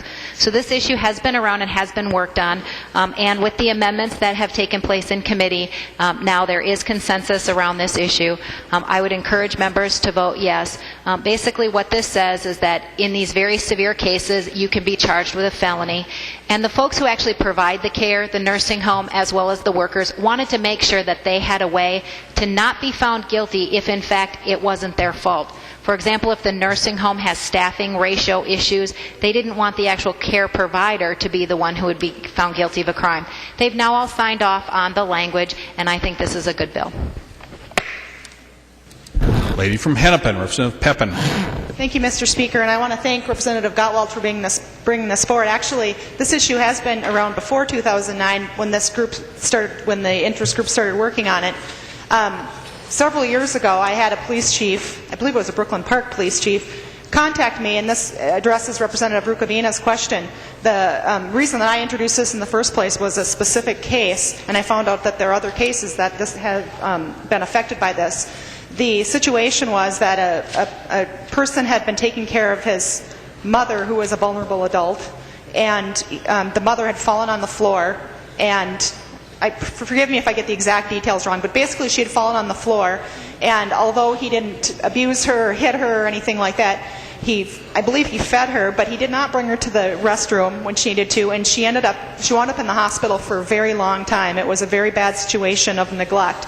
And when they tried to prosecute the case, what they found out was that the maximum penalty he could get was, I believe it was a gross misdemeanor and a $1,000 fine. And so they were basically unable to prosecute. And then I know there was at least one other case that the same chief brought to my attention, and that had to do with the nursing home, where someone intentionally allowed one of the residents to go outside, and she ended up freezing in the back of the nursing home. So I think that this is just meant for those egregious situations where there's clearly intent to cause harm, and there's no remedy right now.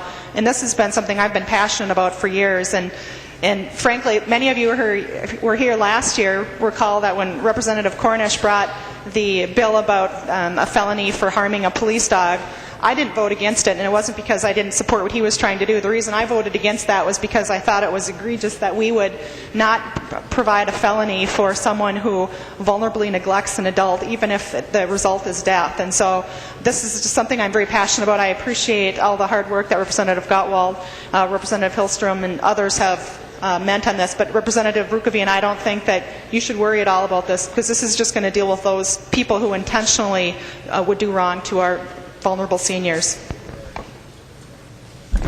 Lady from Olmsted, Representative Liebling. Thank you, Mr. Speaker. And I was going to speak on this bill anyway, but Representative Rukavina kind of got me going when he made the crack about lawyers. I know he likes to make cracks about lawyers, but you can't say on the one hand, I'm not a lawyer, so I don't know all about this, and we got too many lawyers here. Actually, Representative Rukavina, we don't have enough lawyers in this body, and it's a problem. It's a problem. And it's a problem, and it was, I'm glad I'm a lawyer, and I'm glad on this bill that I'm a lawyer, because I was able to give some assistance to Representative Gottwalt, because frankly, when this bill was first brought to the Judiciary Committee, I had serious questions about whether it was constitutional. But the issue that you were talking about with people being not allowed to be licensed or certified by the Department of Human Services. That's really a different issue from this. I appreciate what you're saying there. And we do have to look careful at those issues because we are fencing out some people sometimes from having a profession that, you know, it can be a pretty lifelong, difficult thing to not be able to do certain kinds of work. But that's a different issue than what this bill brings us today. And I do support this bill. I think that, you know, more of us are going to be around in different kinds of care situations as the population is aging. And we have heard of some situations coming up in recent years where it's been a problem. Fortunately, I don't think it happens very often that somebody intentionally deprives a vulnerable adult of things they need. You know, God forbid, it's a really awful thing to do. But when it does happen, I think that, you know, I'm not a big fan of upping penalties and criminalizing things more and more, but I do think that this is one instance where it is reasonable and necessary to do this. And I just do want to address the affirmative defenses, and this is the part that I've had a lot of discussion with Representative Gottwalt and others about it because, and it's a bit technical why I was opposed to this initially, but when you have in a criminal situation, or criminal charges, you cannot put on the defendant the burden of disproving the offense. You know, we just don't do that in our American courts. We don't say, hey, we think you're guilty, go and prove you're not. That's something we do not do, and I think that even the people here who are not lawyers know that. But that is essentially what this bill did, or I had a concern that it might be doing that in its first drafts. And Representative Gottwalt has fixed that. I'm still not thrilled about the way the bill is drafted. I think it's kind of a big compromise, and as such, I hope it's not too confusing to be implemented. But the important part for me is this last paragraph that says, for these affirmative defenses, a defendant bears only the burden of production. A defendant's failure to meet the burden of production does not relieve the state of its burden of persuasion as to all the elements of the offense. In other words, in order to be guilty, the state has to prove beyond reasonable doubt every element of this. They have to prove beyond reasonable doubt, which is a pretty high standard, that the person intentionally deprived the vulnerable adult of the necessary food, clothing, shelter, health care, or supervision, when they were reasonably able to do it, to make the provisions. And then the prosecution also has to prove beyond reasonable doubt that the caregiver or operator knows or has reason to know that it could likely result in substantial bodily harm or great bodily harm. So I think that's a pretty high standard to meet. And so I'm not concerned that this is going to be just your ordinary, you know, I made a mistake, I didn't realize, you know, I went to the store, she fell down, and when I got back, you know, I don't think that's the kind of situation we're talking about here. I think we're talking about serious, intentional deprivation that results in harm. So I'm comfortable with this bill, Representative Rukavina, and I think we should. I'm glad we've got lawyers in this body, although Representative Gottwalt isn't one and you're not one, and I hope we can get some more. The gentleman from Scott, Representative Bisgins. Well, thank you, Mr. Speaker and members. I'm not an attorney either. I'm just a lowly math guy, but in mathematics, some words have very particular meaning. Members, I can understand looking at the bill why attorneys might like this bill. It looks like it might create a lot of work for them and provide a little job security. There's a couple of words here, members, that I want to point out to you in this bill that give me grave concern. If you look on page 1, line 15, you see the list of the intentional deprivations, and they are, and I will quote, necessary food, clothing, shelter, health care, or supervision. Members, the key word, the operative word there is or. One need not meet all of those criteria. The word or signifies that one need only meet one of those criteria. And I'll focus particularly on the supervision. Is lack of supervision when Uncle Joe watches television from 1 to 3 every day? And nobody is in the living room with him? Is that a lack of supervision? I don't know. But that probably wouldn't give me grave concern until you couple it with criteria 1, that the person is guilty of the felony and may be sentenced if criteria number 1, the caregiver or operator knows or has reason to believe that deprivation will likely result in substantial bodily or great bodily harm. Okay, I get that. So I'd even be okay with the supervision if the caregiver knew it would likely result in substantial bodily harm. However, again on this line is that operable word or. Because here, the caregiver doesn't even have to suspect that there could be substantial bodily harm if the lack of supervision happened over criteria 2, an extended period of time. So now you put those ors together, lack of supervision over an extended period of time could result in a felony.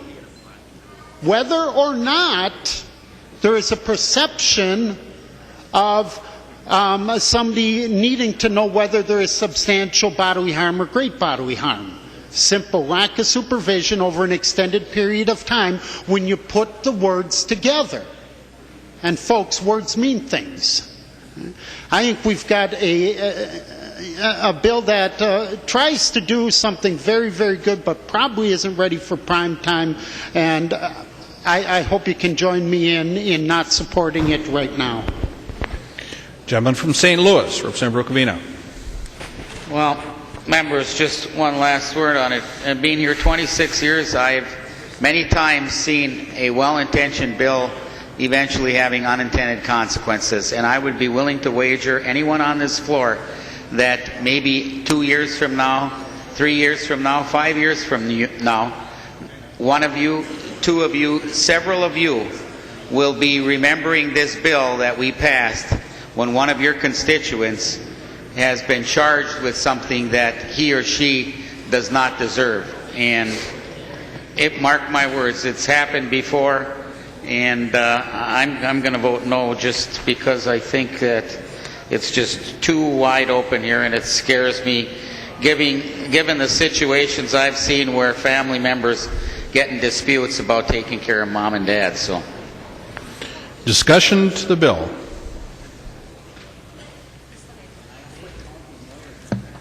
The clerk will take the roll on the bill.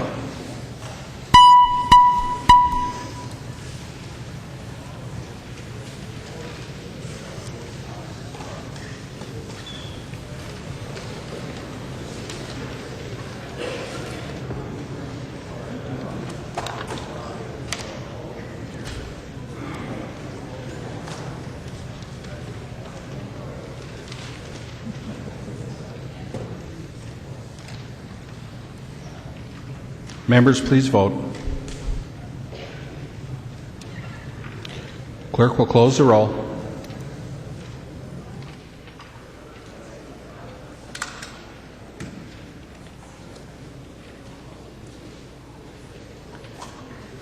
There being 128 ayes and 4 nays, Senate File Number 1586 is passed as amended and its title agreed to.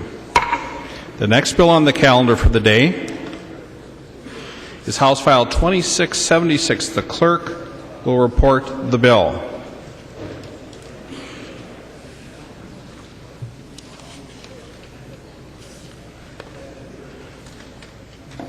House File 2676, number 12 on the calendar for the day, an act relating to health. The gentleman from Cass, Representative Howes. Thank you, Mr. Speaker. This bill, House File 2676, is the Positive Alternatives Grant Program. It was established in 2005. It was put into law that we had to have a program in place before July 1st, for a year before July 1st, 2005, for anyone to apply for this grant. Since so many facilities have opened anew and are showing success, we are simply changing the date to July 1st, 2011, and I would appreciate your support. There is an amendment at the desk. The clerk will report the amendment. Murphy E. moves that House File 2676 be amended as follows. The amendment is coded A1. The lady from Ramsey, Representative Murphy E. Thank you, Mr. Speaker, and thank you for calling me a lady. I do have an amendment, Mr. Speaker and members, and I'd like to request a roll call, please. Roll call having been requested. Are there 15 hands? Seeing 15 hands, there will be a roll call. The lady from Ramsey. Thank you, Mr. Speaker and members. The goal of the Positive Alternatives Act, taken from the MDH website, is to encourage and assist women carrying their pregnancies to term and caring for their babies after birth by providing women with local resources and supportive assistance during their pregnancies and beyond. This amendment adds just one simple line to the responsibilities for the Positive Alternatives Act, and that means including medically accurate contraceptive counseling. If you look at the language of the bill on page 2, line 2.13, it says that the Act is to ensure that its Alternatives to Abortion program's purpose is to assist and encourage women in carrying their pregnancies to term and to maximize their potentials thereafter. I think contraceptive counseling will advance this goal in the statute. By understanding how contraception works from a very medical perspective, that will guarantee that a woman has the appropriate information to plan for her future and that of her family. This amendment suggests that those providing positive alternatives assure that women have good information from a medical perspective on contraception so they can make a choice. And I'd ask for your green vote. Thank you. Discussion to the A1 amendment. Gentleman from Cass, Representative Howes. Thank you, Mr. Speaker. Members, I would strongly oppose the amendment. One of the the positive alternative groups that open in my area, Walker, the Walker Family Planning Center, helps pregnant women and their families, and statewide I think they've helped over 25,000. And while your amendment, Representative Murphy, might be a good idea, I think at least with the Walker Area Pregnancy Center, they're dealing with women who are pregnant. They want to raise that child, and they take care of them for a year. They deal with the family, and that's what I want to focus on. I want them to continue to focus on the pregnant mother and their family and to help them along. And I'm sure there is someone else that can do what your amendment does, and I strongly oppose it. Discussion. The lady from Ramsey, Representative Murphy E. Thank you, Mr. Speaker and Representative Howes. I appreciate that, and it is why I anticipated your perspective, and it is why I called our attention to the language of the bill itself, asking that positive alternatives encourage women in carrying their pregnancies to term and to maximize their potentials thereafter. I think the Positive Alternatives Program provides a very important program. It helps women carry their pregnancy to term. It helps women, as they've had their child, resume their life. But I think a really important ingredient in resuming one's life as a woman is to make sure you understand the option of contraception so you can reach your full potential. And that's about planning when you're going to have your next child and having control over that. So I wasn't here in 2005 when Positive Alternatives was debated and passed, but I think that this is a critical ingredient to achieving the goals stated in the bill. And with that, I'll ask for your green vote. Thank you. Discussion.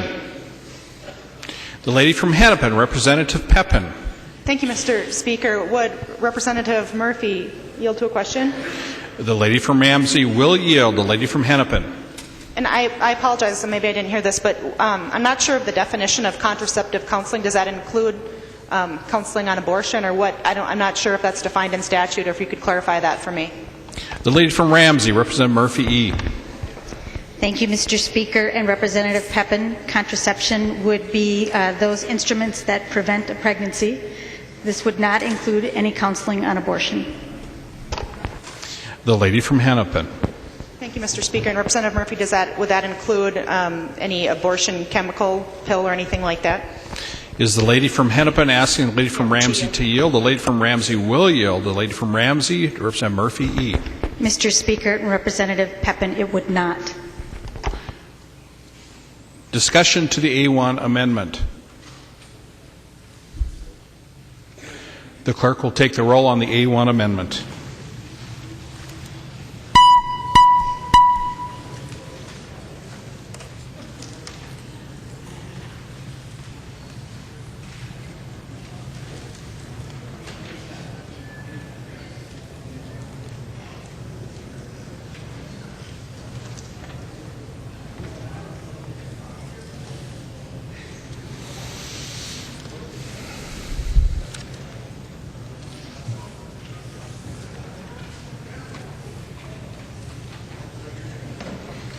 Members, please vote.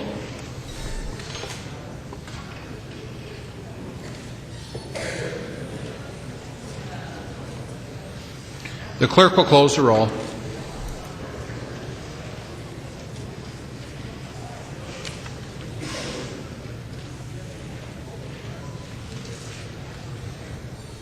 There being 55 ayes and 76 nays, the amendment is not adopted. There is an amendment at the desk. The clerk will report the amendment.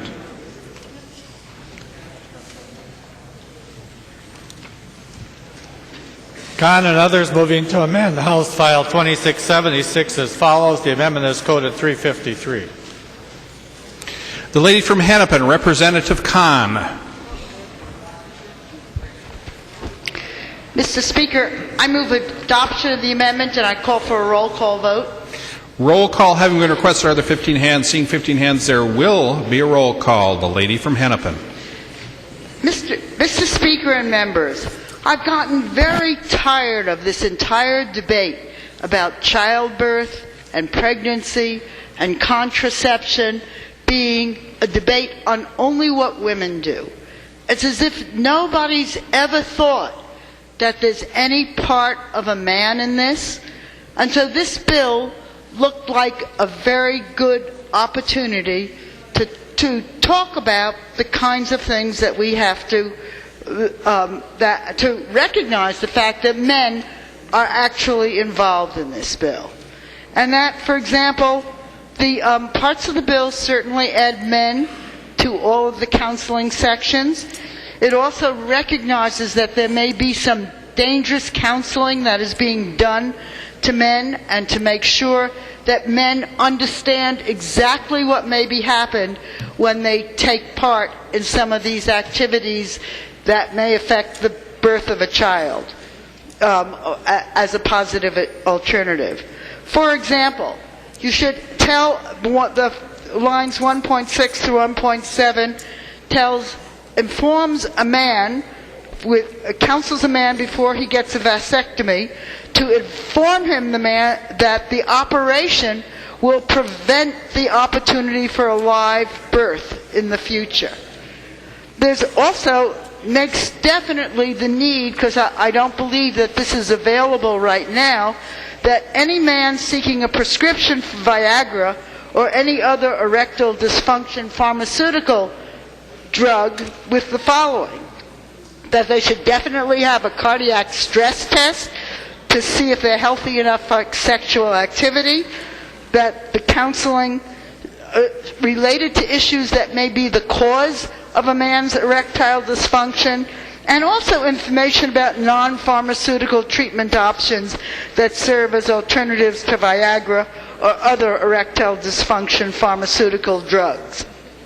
And I think this amendment, and I hope the author will accept the amendment to this bill, this amendment makes your bill, Representative House, puts it in much better balance, and realizes that the conditions we're talking about are not a function of the woman alone. Mr. Chairman, Mr. Speaker, I ask for support of the amendment. Discussion. The gentleman from Cass, Representative House. Thank you, Mr. Speaker and members. The amount of money that's available for these grants is always limited, and I want this program to focus on the pregnant woman and their family through birth and through the first year. If Representative Khan would like to start another program to deal with what she has in the amendment, she can do that. But I would say no on this bill and recommend a no vote. Discussion. The lady from Hennepin, Representative Hortman. Point of parliamentary inquiry. Please state your point of parliamentary inquiry. Mr. Speaker, if I didn't see 15 hands when Representative Khan asked for a roll call, is there any way for me to challenge whether or not there were actually 15 hands? No. Further discussion?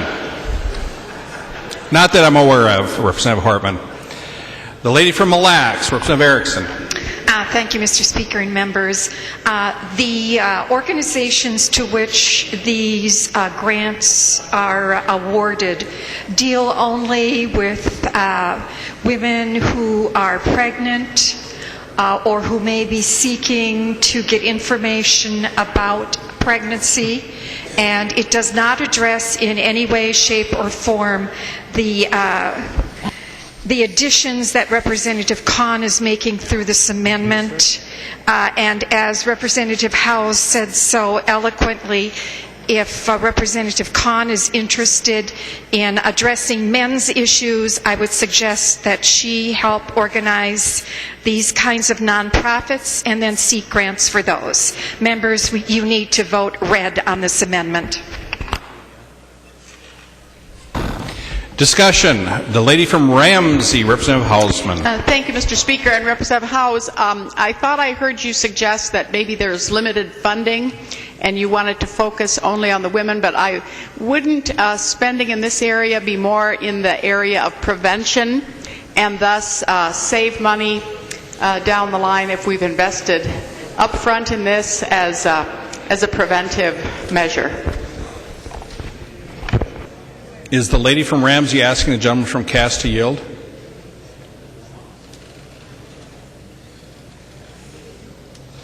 Discussion to the 353 amendment.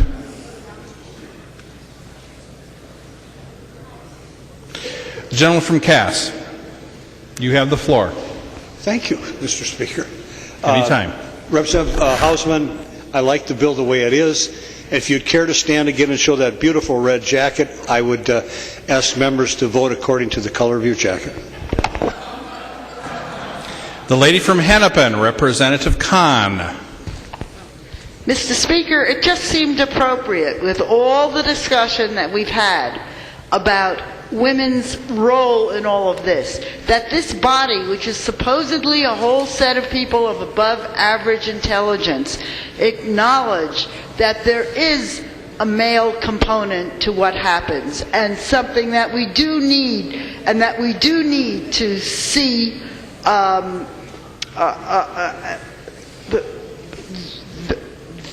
the kind of treatment for these functions that might be very useful. And I'm very tired, as some other people are, of only hearing about women, about the war on women that's taken place in terms of them making the kinds of choices that they need to maintain their lives. Mr. Speaker, I think I've made the point, and I guess I'll withdraw the amendment at this point. The 353 amendment has been withdrawn. Seeing no amendments at the desk, the clerk will give the bill its third reading. Third reading, House File 2676. Third reading. To the bill, the lady from Olmsted, Representative Liebling. Thank you, Mr. Speaker. Well, I am very disappointed that the Representative Murphy amendment did not get on the bill, because these positive alternatives centers are, after all, for women who have unintended pregnancies. Now, why in the world would we provide all these services, you know, great, you want to prevent abortions and whatever and give services so that women have alternatives, fine, fine, fine. You're doing all these services having to do with helping them get housing and jobs, and you don't want to give them information to help prevent another unintended pregnancy? I just don't understand why that would be the case. Honestly, I mean, if you want to prevent abortions, what you want to do is prevent unintended pregnancies, right? It makes no sense to me. But this started out as a pretty simple bill. I guess it's still a pretty simple bill, but maybe it's not quite simple enough. I have a question for Representative Howes, if he would yield. The gentleman from Cass will yield. The lady from Olmsted.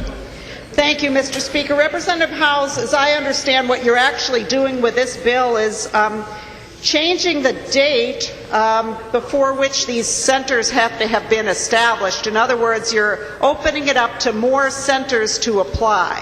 And I'm wondering why you're limiting this by date at all. When this was first passed and this initial date was put on there, I assume that that was to say that you had to already have a center that was in existence. But my question to you is, please explain why that date was put on there in the first place, and then what is the effect of changing that date? How many new centers are there? Why have they been established now in the interim when the law didn't allow them to apply for these grants?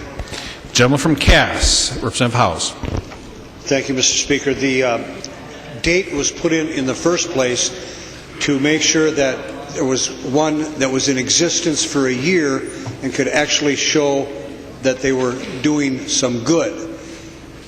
The program has moved along. Others have opened up. I have one in the city of Walker, one just outside my district in Park Rapids, which have been open, I believe, for 2.5, 3 years. They are providing a very good service. They're very well known in the community, and this will now allow them to be helped under the same grant program.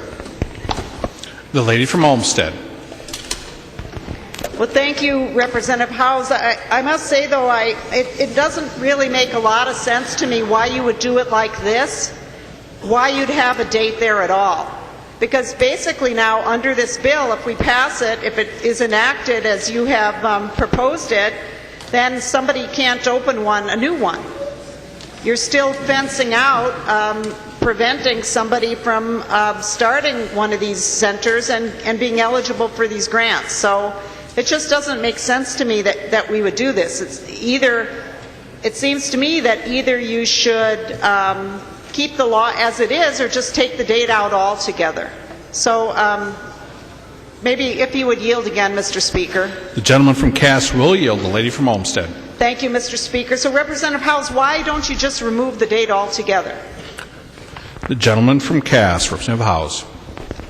Representative Speaker, the reason the date is in there and the reason I don't want to take the date out completely is because someone could open a family planning facility tomorrow, maybe apply for the grant and get it within 8 to 12 months and simply not be a good, credible operation.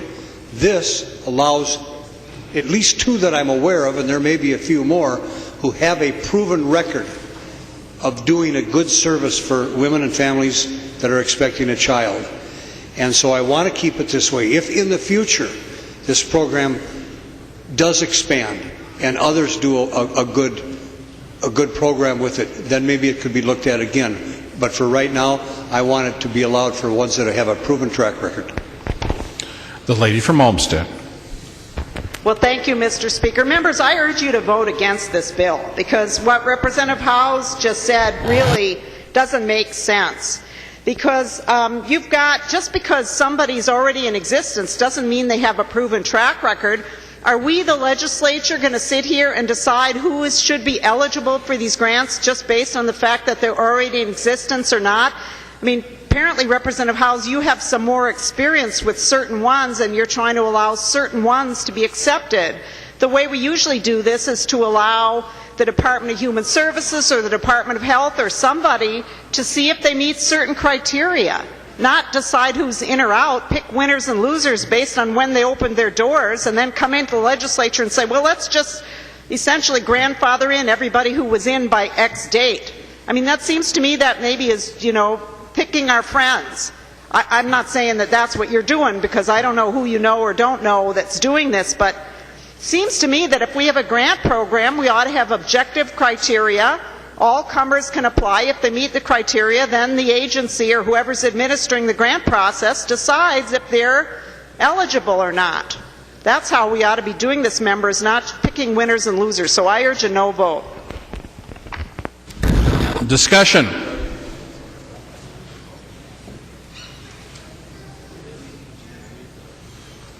The clerk will take the roll.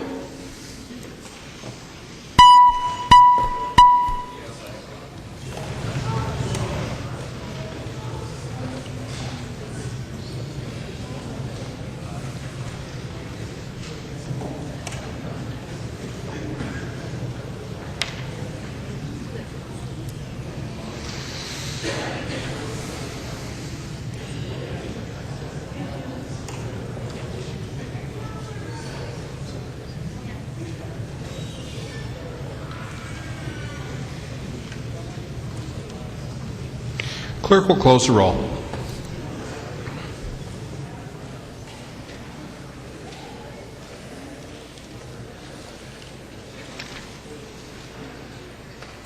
There being 104 ayes and 28 nays, House File number 2676 is passed and its title agreed to. The next bill on the calendar for the day is House File 2638. The clerk will report the bill. House File 2638, number 18 on the calendar for today, the first engrossment, an act relating to insurance. The lady from Dakota, Representative Anderson D. Thank you, Mr. Speaker and members. House File 2638 amends the licensing requirements for the sale of portable electronics insurance. Portable electronics insurance covers the loss or damage to a whole range of portable electronics devices, such as mobile telephones, iPads, and laptop computers. This coverage is typically sold by the sales staff for the vendor of an electronics device, such as a wireless carrier store or electronics retailer.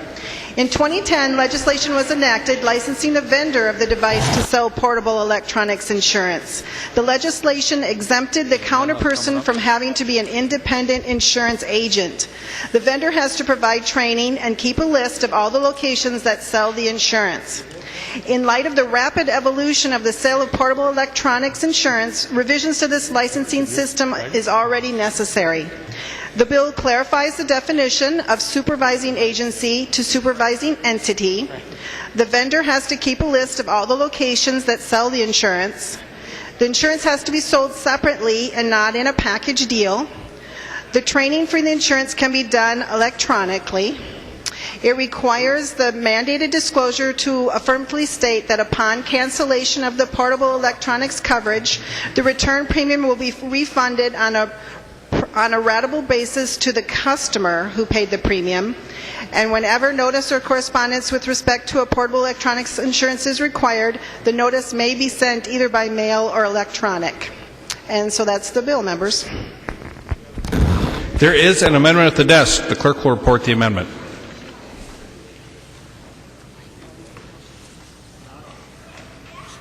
Anderson D. moving to amend House File 2638, the first engrossment as follows. The amendment is coded A2.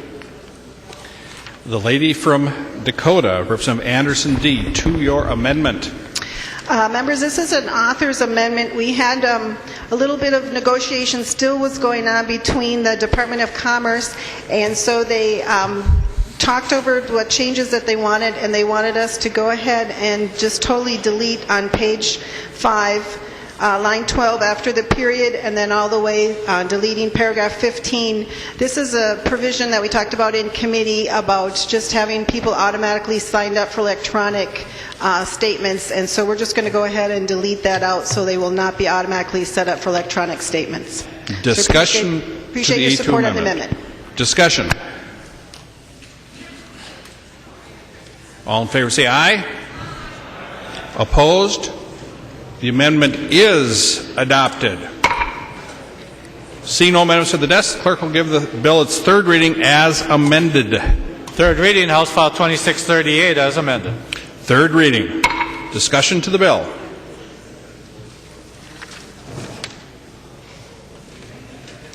The clerk will take the roll.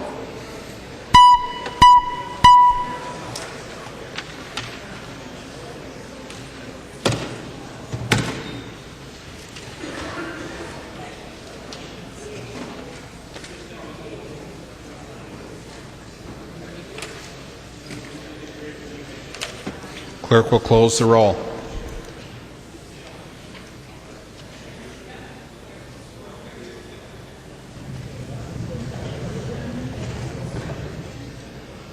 There being 133 ayes and 0 nays, House File number 2638 as amended is passed and its title is agreed to. The gentleman from Washington, Leader Dean. Mr. Speaker, I move the calendar of the day be continued. Leader Dean moves that the calendar for the day be continued. All in favor say aye. Opposed?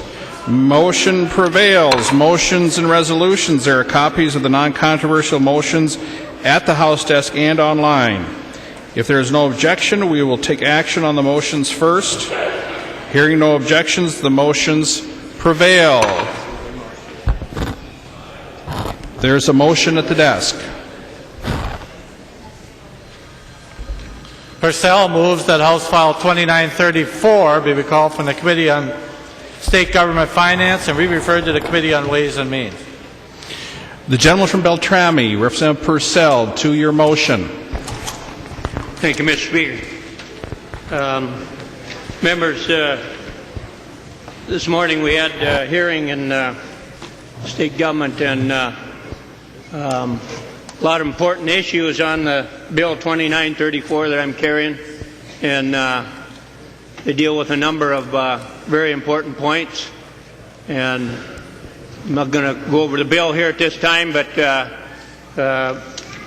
I'd really appreciate support on moving this, re-referring this bill to the Committee on Ways and Means so we can move this ahead and do what we need to do for the veterans here in Minnesota and those coming back here in the next near future. Mr. Speaker, if we get a roll call on this, I'd appreciate it. There has been a roll call requested.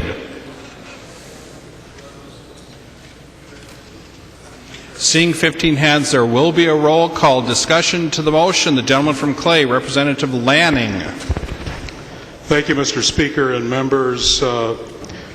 We object to this motion and ask that you vote against it. We held a hearing this morning on this bill. Even though it came to us late in the process, this is a bill that could have and should have been submitted long ago, but nonetheless we went ahead out of a courtesy to the governor and the author of the bill, and we debated the bill. What the bill calls for is spending resources that we do not have. We are a finance committee, State Government Finance, and we are obligated to not move forward bills that we do not have the means of funding. And in that bill are a number of provisions that we have processed, we have moved out of the committee, but the cost of this bill is way beyond any resources that we have available to us, and therefore, members, I urge a no vote. Discussion to the motion. The gentleman from Hennepin, Representative Winkler. Thank you, Mr. Speaker. Members, I'd strongly urge a green vote on this. Members, we're talking about a total of $1.45 million, less than $1.5 million. And the appropriation that we are talking about is $250,000 for the Minnesota Assistance Council for Veterans, $100,000 for on-the-job training and apprenticeship programs under the Minnesota GI Bill, $100,000 for compensation for honor guards at veterans' funerals, and $1 million for the Veterans Service Office Grant Program. Members, there are no other bills moving in this body that contains the $1.4 million appropriation that is necessary to fund these programs. Representative McElpatrick has a bill, House File 2909, that calls for some changes to existing programs, but it doesn't have an appropriation to actually pay for it. And Representative Lanning talked about the fact that there is no money. And the fact is that this bill, Representative Persell's bill, House File 2934, is part of the governor's supplemental budget. And the spending in the governor's supplemental budget is addressed and paid for by closing foreign operating corporation loopholes and other measures. And so, members, if you don't want the governor's way of funding it, that's understandable. There are other ways to fund it. And the committee that sorts out funding issues is the Committee on Ways and Means. There is no budget target that's been assigned to the State Government Finance Committee. So there's no restriction from the Ways and Means Committee on this appropriation. There's no reason why it can't move to the Ways and Means Committee. And what's interesting, members, is the claim that there's no money for this. The governor proposes to raise the money by closing the corporate loopholes, the foreign operating corporation loopholes. We've talked a lot about that. But Representative David's bill, his tax bill, already raises $25 million by changing that credit. So Republicans have already voted to raise the money in agreement with the governor by changing the foreign operating corporation's provision. The money easily could be found from the Ways and Means Committee. It's only $1.5 million, and it's the only way that we are going to fund these crucial programs for veterans to get employed. It really is not a complicated issue.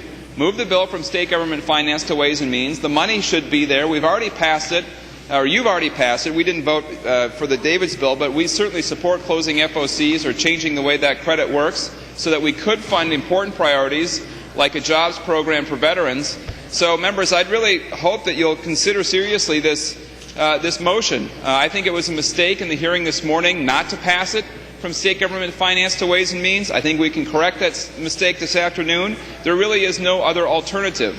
And finally, to the point that this bill was introduced late, Representative McElpatrick introduced her bill on March 15th. This bill came in on March 19th, 4 days later.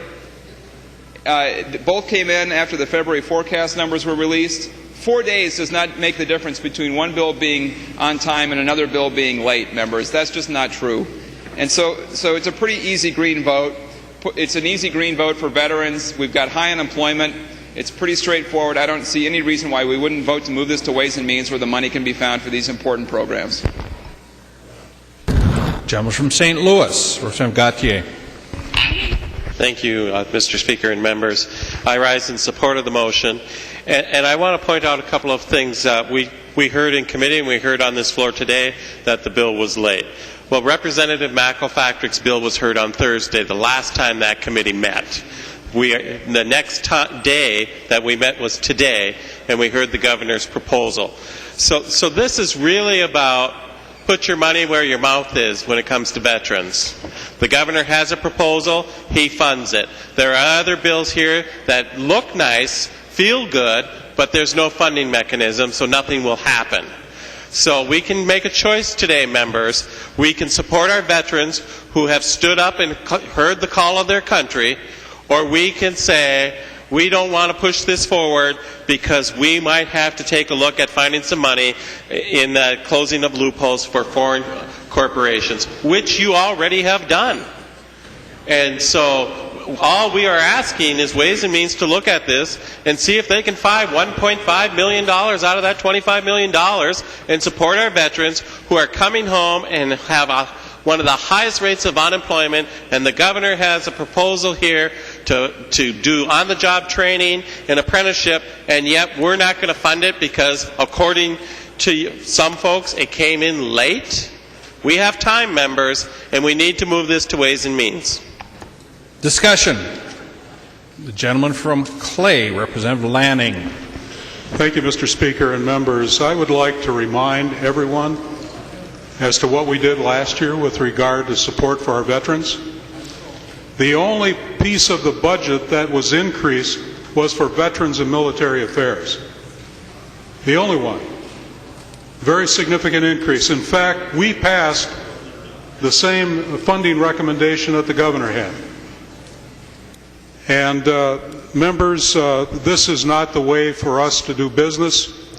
If you wanted to divert FOC monies, this should have come up during the process of discussing the tax bill. I don't recall that it ever did. Members, this bill should not be moved from State Government Finance, where it is still alive, to Ways and Means. Discussion. The lady from Dakota, Representative Holberg. Thank you, Mr. Speaker. I guess it was Mr. Weightless Speaker today.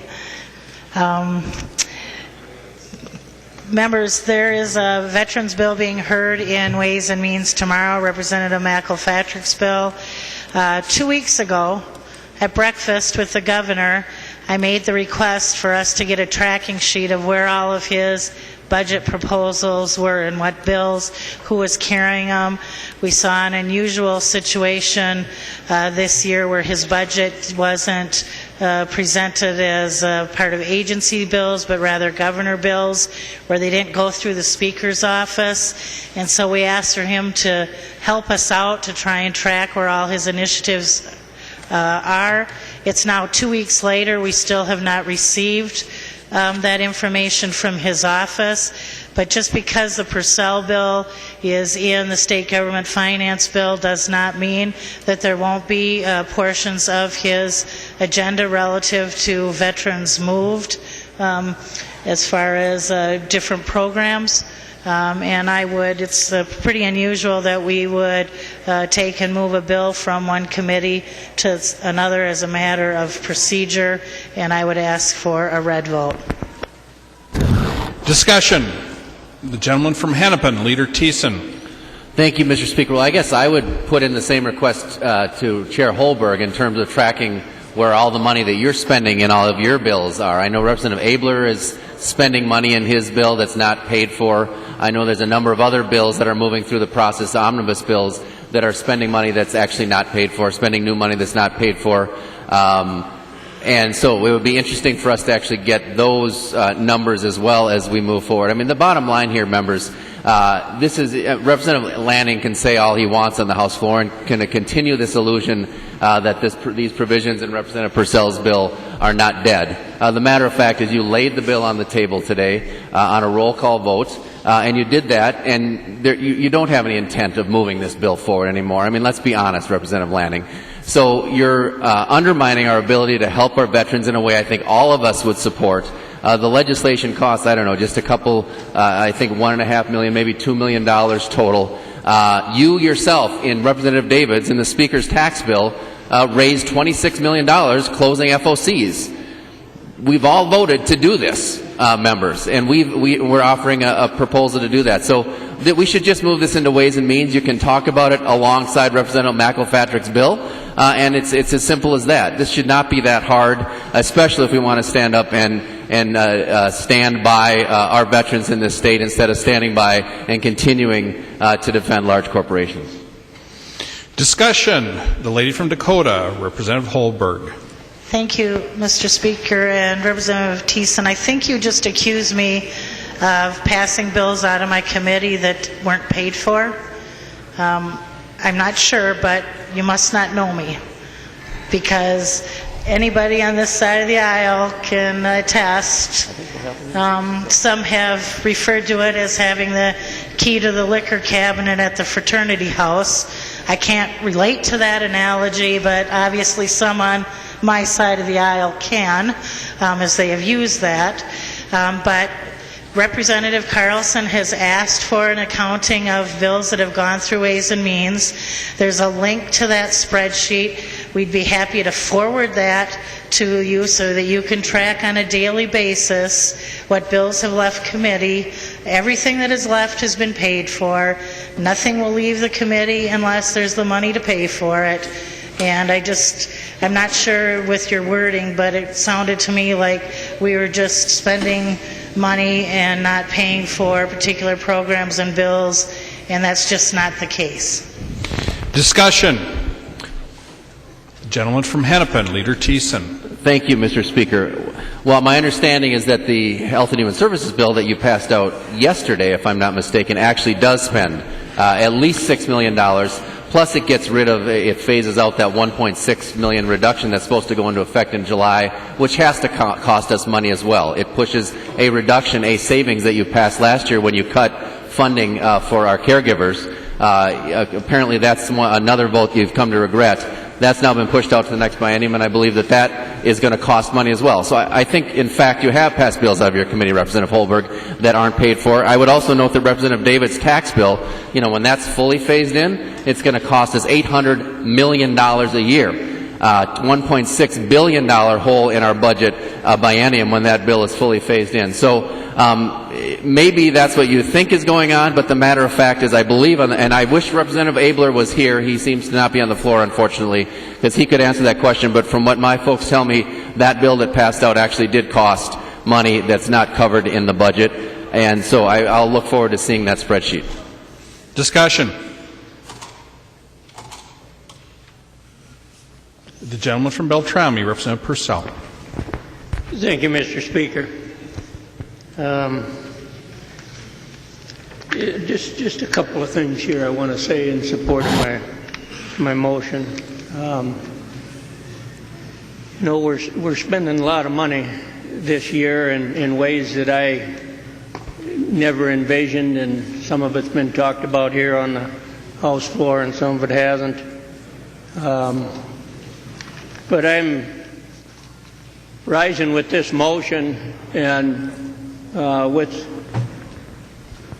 some deference to my friend Chair Lanning, that it's not without forethought that I'm moving on this. We have some very important things that are in this bill that are in no other bill that's moving forward, and we may or may not be able to put things together. I don't know.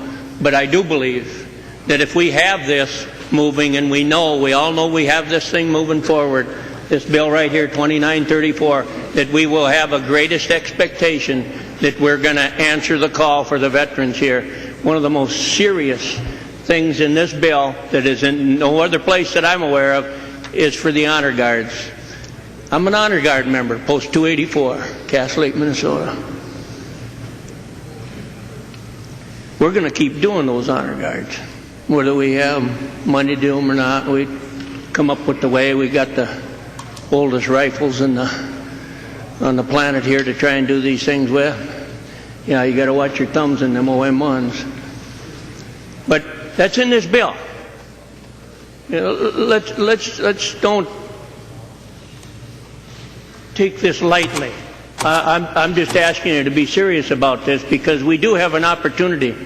We can move it forward in a judicious and expeditious fashion, and it is late in the game.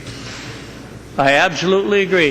It's late in the game, but we have the opportunity to move it and to have our conversations that we need to have as we go forward with this. And I just ask for your consideration on this as a green vote, and this is all about the veterans. You can look right here in the bill. You're going to see each one of your counties is in here for county veteran service officers. You can see that the MACV is in here, council assistance for veterans. We've got a lot of vets coming back. They're going to need everything they can get. We heard a lot of testimony in Veterans Committee about the needs that are coming up here. So let's step up and do what we need to do here. Thank you, Mr. Speaker. The gentleman from Meeker, Representative Erdahl. Thank you, Mr. Speaker and members, and in deference to Representative Persell and many of the components of what he's proposing, I just would like to point out that we have passed a bill off the House floor that does deal with Veterans Honor Guard stipends and helps to ensure that payment is made to them. We did that, I believe, a month ago. Discussion. Gentleman from Clay, Chair Lanning. Thank you, Mr. Speaker and members. Just to clarify a couple of numbers. Last year, members, we increased in funding for Veterans and Military Affairs $5.8 million in new spending. $5.8 million. I've just been informed that this bill that we're now debating whether or not to go to Ways and Means would require additional spending, new spending of $2.18 million. It's not the 1.4, I believe, that someone else mentioned earlier, but $2.18 million in new spending. Members, please vote no. Discussion. The clerk will take the roll on the motion.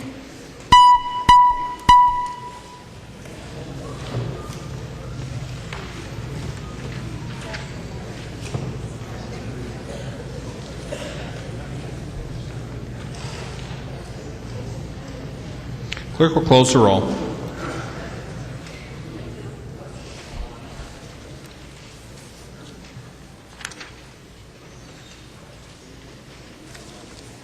There being 62 ayes and 70 nays, the motion does not prevail. Announcements.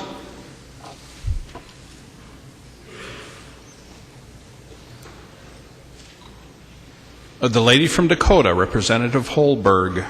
Thank you, Mr. Speaker and members. While this isn't an official announcement under Rule .122, I did want the body to know that it is our intent to bring up House File 2294, which is the Health and Human Service Bill, tomorrow on the floor. We're at the point where we just need to give a 2-hour notice, but as a matter of courtesy, I wanted to let the body know that that was our intent for tomorrow. Announcements. The lady from Douglas, Representative Franzen. A point of personal privilege, Mr. Speaker. State your point of personal privilege. Well, I see he's off of the House floor, but I wanted to wish Representative Westrom a happy birthday. But I guess he's not here. Announcements. The lady from Hennepin, Representative Clark. Thank you, Mr. Speaker. Representative Clark. Well, we got a...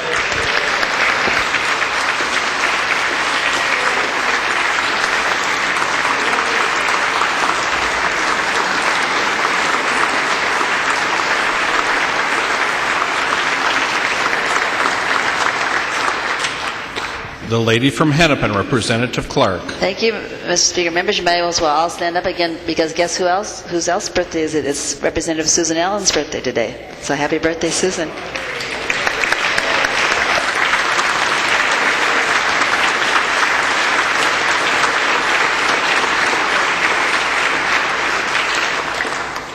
Announcements. Leader Dean. Mr. Speaker, I move that when the House adjourns today, it adjourns until 1 p.m. Wednesday, March 28th, 2012. Representative Dean moves that when the House adjourns today, it adjourns until 1 p.m. Wednesday, March 28th, 2012. All in favor say aye. Opposed? Motion prevails. Leader Dean. I move the House do now adjourn. Representative Dean moves that the House do now adjourn. All those in favor say aye. Those opposed say no. The motion prevails and the House stands adjourned until 1 p.m. Wednesday, March 28th, 2012.